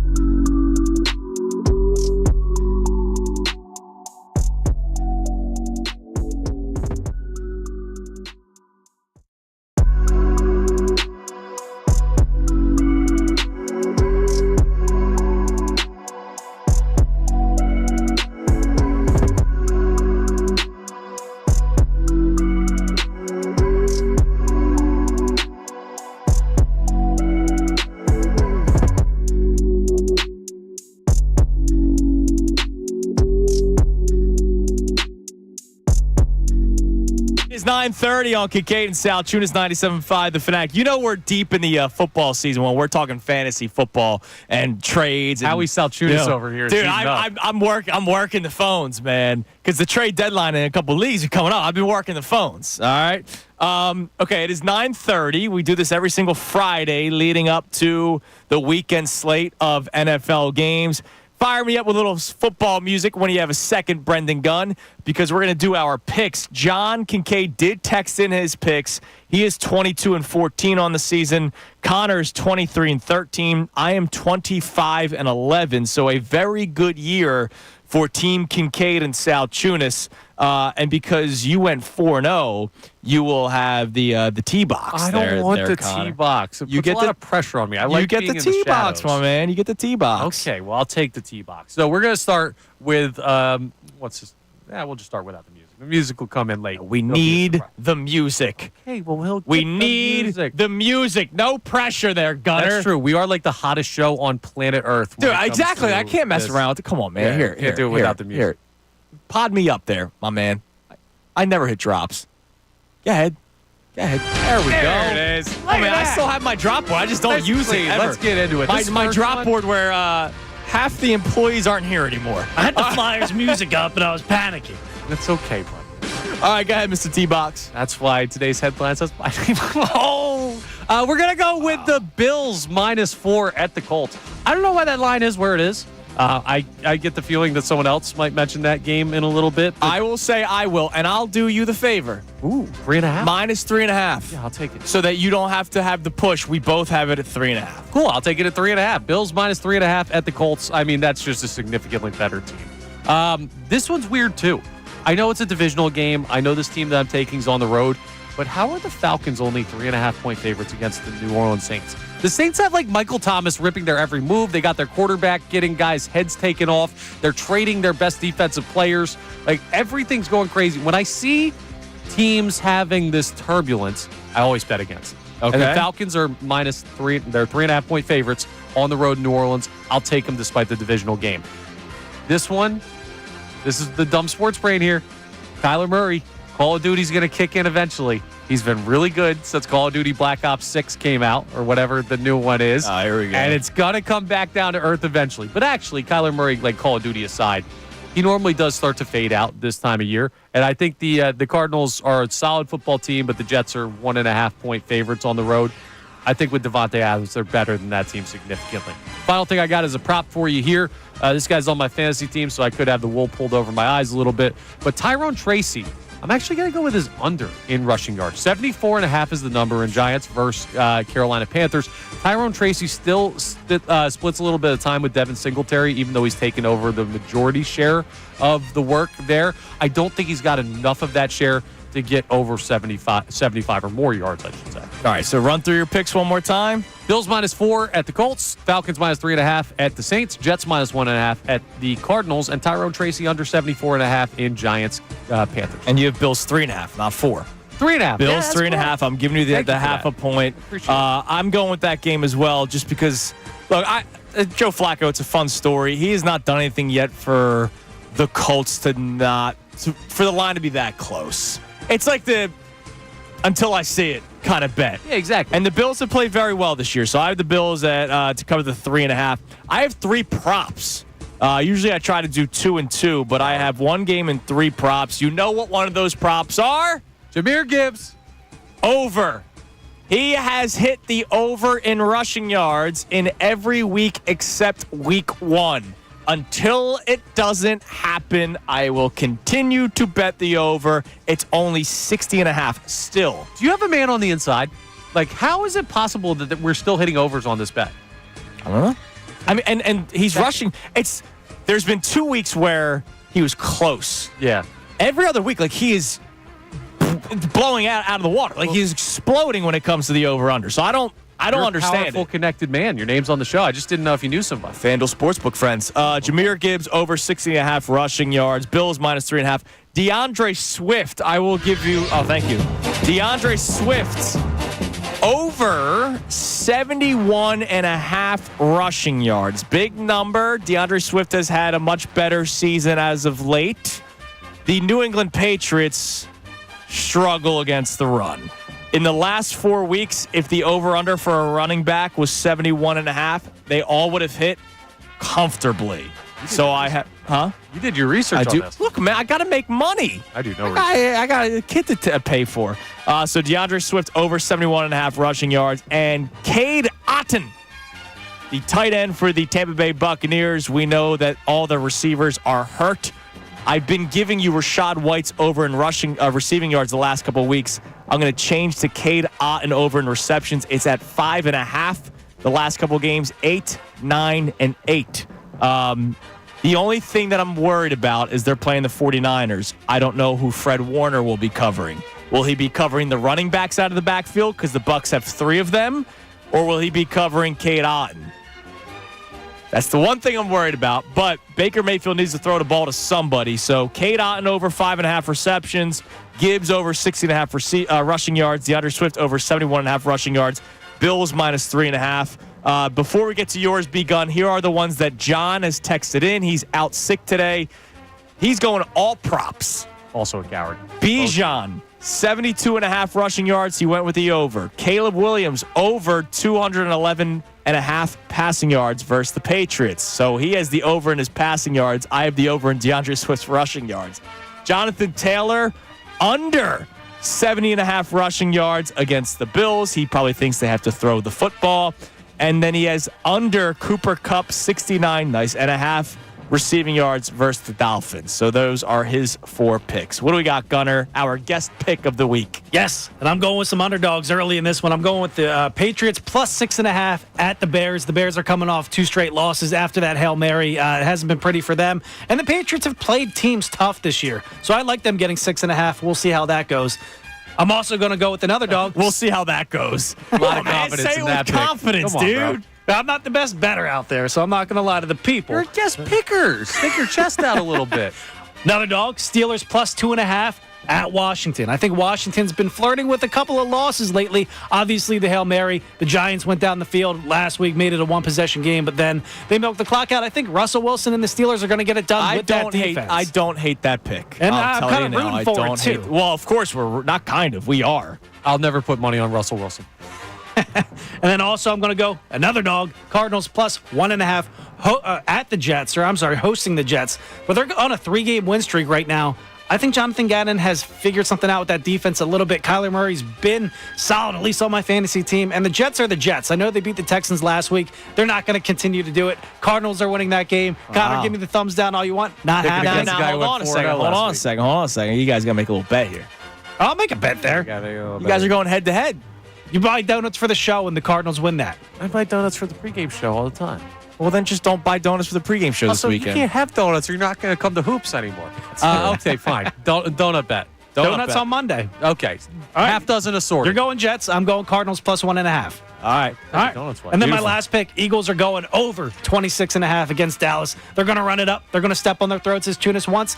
Easy win for the Birds this weekend. They're going over 26.5. Yeah, I was actually going to make them as a pick. I think the Eagles take care of business against the Cowboys. I did not make them a pick in our selections, but I feel very comfortable with them covering the 7 points against the Dallas Cowboys. I do. Yeah, if I ever picked the Eagles, I would, but I try and stay away from the spread on these games, only because we're going to pick it for socials, and then we're going to also give our predictions at points. So I like to keep that, though. Well, I believe that they will take care of business. Me too. All right. Give us a text on our text line there, Gunner. And then, of course, coming up next, we have the Kincade and Salciunas Key 3.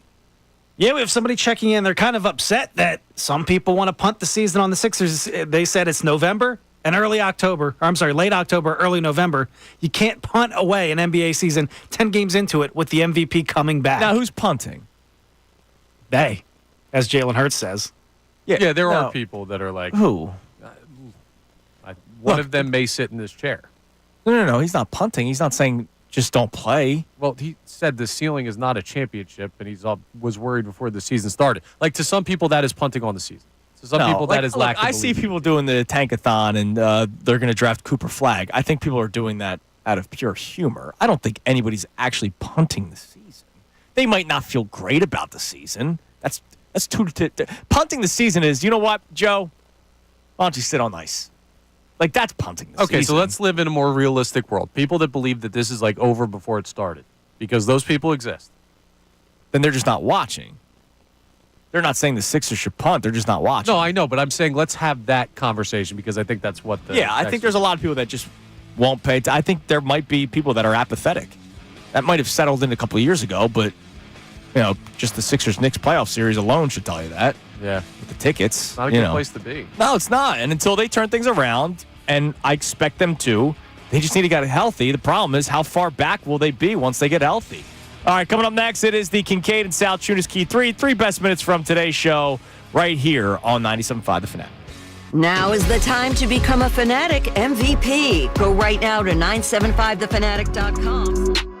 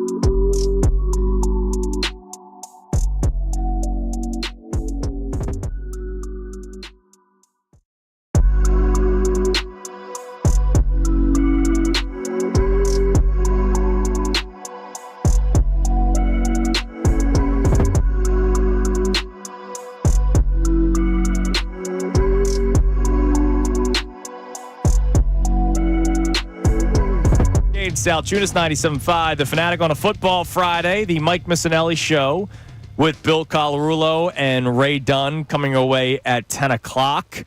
But it is time now for the Kincade Salciunas Key 3. Best 3 minutes of today's show brought to us by Vonsi Brewing. Now, the Kincade Salciunas Key 3. Today's best. Well, let's start with an Eagles discussion today, and let's focus on Jalen Hurts. Are you ready for the Jalen Hurts show? And I ask this question because we kind of asked it before the season started. Before the season started, Connor, we knew that Jalen Hurts was going to have to take a step forward in terms of his leadership. We knew that Jason Kelce was gone. We knew that Fletcher Cox was gone. We know the stories that we read throughout the entire offseason. Forget the Nick Sirianni, Jalen Hurts beef. There were reports from people that were with the Eagles, either players, coaches, higher ups, because that was reported as well, that they were upset with Jalen Hurts and his lack of leadership last year. And they knew now that Jason Kelce and Fletcher Cox would be gone, that he would need to take that step forward. And then there was all the Eagles fans who would go, hold on, don't put too much on his plate. He's still so young. No, he's the freaking franchise quarterback. Year 5 in the NFL, year 4 as a starter, and getting paid $250 million. It's time for him to take a step forward, not just as a player, but as the franchise quarterback. And franchise quarterback, they have a lot of other roles than just dropping back and throwing the football and reading a defense. So we asked that question before the season started, and there were some people that were hesitant because they didn't want baby Jalen. I don't mean baby Jalen as in a little baby. Everybody's baby. Everybody's favorite son, Jalen Hurts. They didn't want to put too much on his plate, which is ridiculous. He's a franchise quarterback. He's saying it's the Jalen Hurts show. Are you ready for it? Absolutely. I've been ready for it. We've been asking for it. Since he got the payday that he did, it's needed to be the Jalen Hurts show. Now, with the Sixers discussion, we need karma in our favor. So I told you they were cursed. I didn't disagree with you. It was John's anti-curse. So I asked the question yesterday. At what point do you look at the standing and the record and say, uh-oh, it's only November the 8th, but they are 1-6, which is good for the worst record in the NBA, tied with the Utah Jazz and tied with the Milwaukee Bucks. We had this question yesterday because they lost the game to the Clippers and Tyrese Maxey exited the game. Nick Nurse, by the way, told us it was precautionary. So still, the Sixers have a masterclass at not being able to tell us the truth when it comes in. So Tyrese Maxey was taken out of the game for precautionary reasons. He's now going to be missing at least a month, it seems, right? He'll be reevaluated in a week, but the initial report was about a month. That's what Sham said, right? He said about a month. They still don't have Joel Embiid. He'll be back for the Knicks game. The next game is the second game of a back-to-back. So if they're standing by their word of no back-to-backs, that means Joel Embiid's only going to play in one of their next 4 games. Because he's not playing against the Lakers. He's not playing against the Grizzlies. He'll play against the Knicks, but then he won't play the next game against the Cavs, who are the best team in the NBA right now. The Sixers could very well go 1-3 in their next 4 games, and that's if everything clicks when Joel Embiid's back. So 1-3 gets you to 2-9. I am looking ahead to Thursday. Obviously, I want them to beat the doors off the Cowboys because I would like for them to end their season. But if I'm being honest with you, I'm thinking about, all right, how are they going to beat the Commanders after they win this game? So, I've already kind of written in a W for the Eagles. No. See, be careful. Because you can never, ever already write in a W. I know. That's not how this league works. That's kind of what I'm doing. Works. Well, I'm warning you to not do that. I think they win. I think they win comfortably. But in the karmic sense of this matchup, don't go counting your chickens before they're hatched. Listen, we need karma to swing back in our favor. I want the Eagles to beat the doors off the Cowboys so that we can say that the Eagles ended the season of the Dallas Cowboys, and we can laugh at them as they realize that the trade deadline has already passed, so they can't do anything post-trade deadline to set themselves up for the future. They gave up picks to get a wide receiver in Mingo. The Dallas Cowboys are in shambles. Their quarterback says that they effing suck. I love that about them. I'm in a great mood. Let's end their season on Sunday, dude. Yeah, let's end their season on Sunday. That's the Kincade Salciunas Key 3 best minutes from today's show. Johnny out.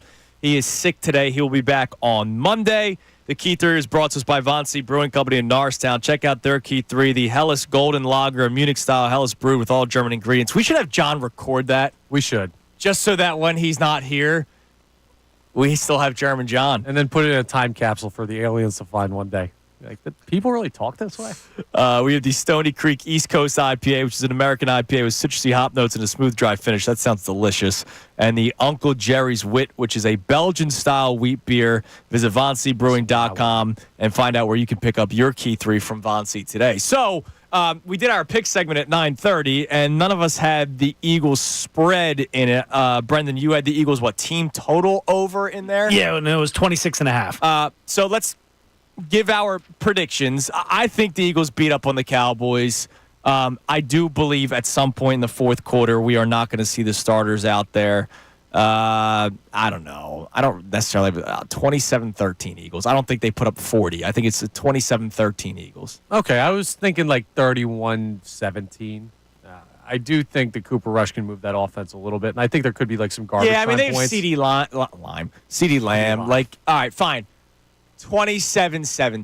It's still a cover. 27-17. 31-17. I'm going 38-17. I think Nick Sirianni's going to be aggressive a little bit, but it's going to pay off this week. So you think he's going to have a heater? Yes. Because honestly, dude, if he was he was a gambling man last week. That guy had the coldest day ever. That's it. You're going to the tables, and you just keep on losing. Can't stay cold if you don't stop shooting. You move on from the blackjack table because that's not working out for you. So you go to the roulette wheel, and it lands on 0-0. Like that's what his day was last week. It was unbelievable. Everyone knows the second you stop making the bets is right before you were going to hit the big one. Yeah, luckily this week it's going to be on the penny slots because it's going to be a blowout. Yes, it's going to be on the slots. Remember to support life-saving cancer research. Join all of us here on Kincade Salciunas and 97.5 The Fanatic and our generous partners, Davis CPA Group, in making a donation to the American Association for Cancer Research today at 975thefanatic.com/AACR. Cancer research saves lives. We have the pregame show on Sunday leading up to Eagles-Cowboys. We'll be doing it here from the studio. So make sure you guys are checking that out. Me and Connor and Bill Colarulo starting at 1 o'clock.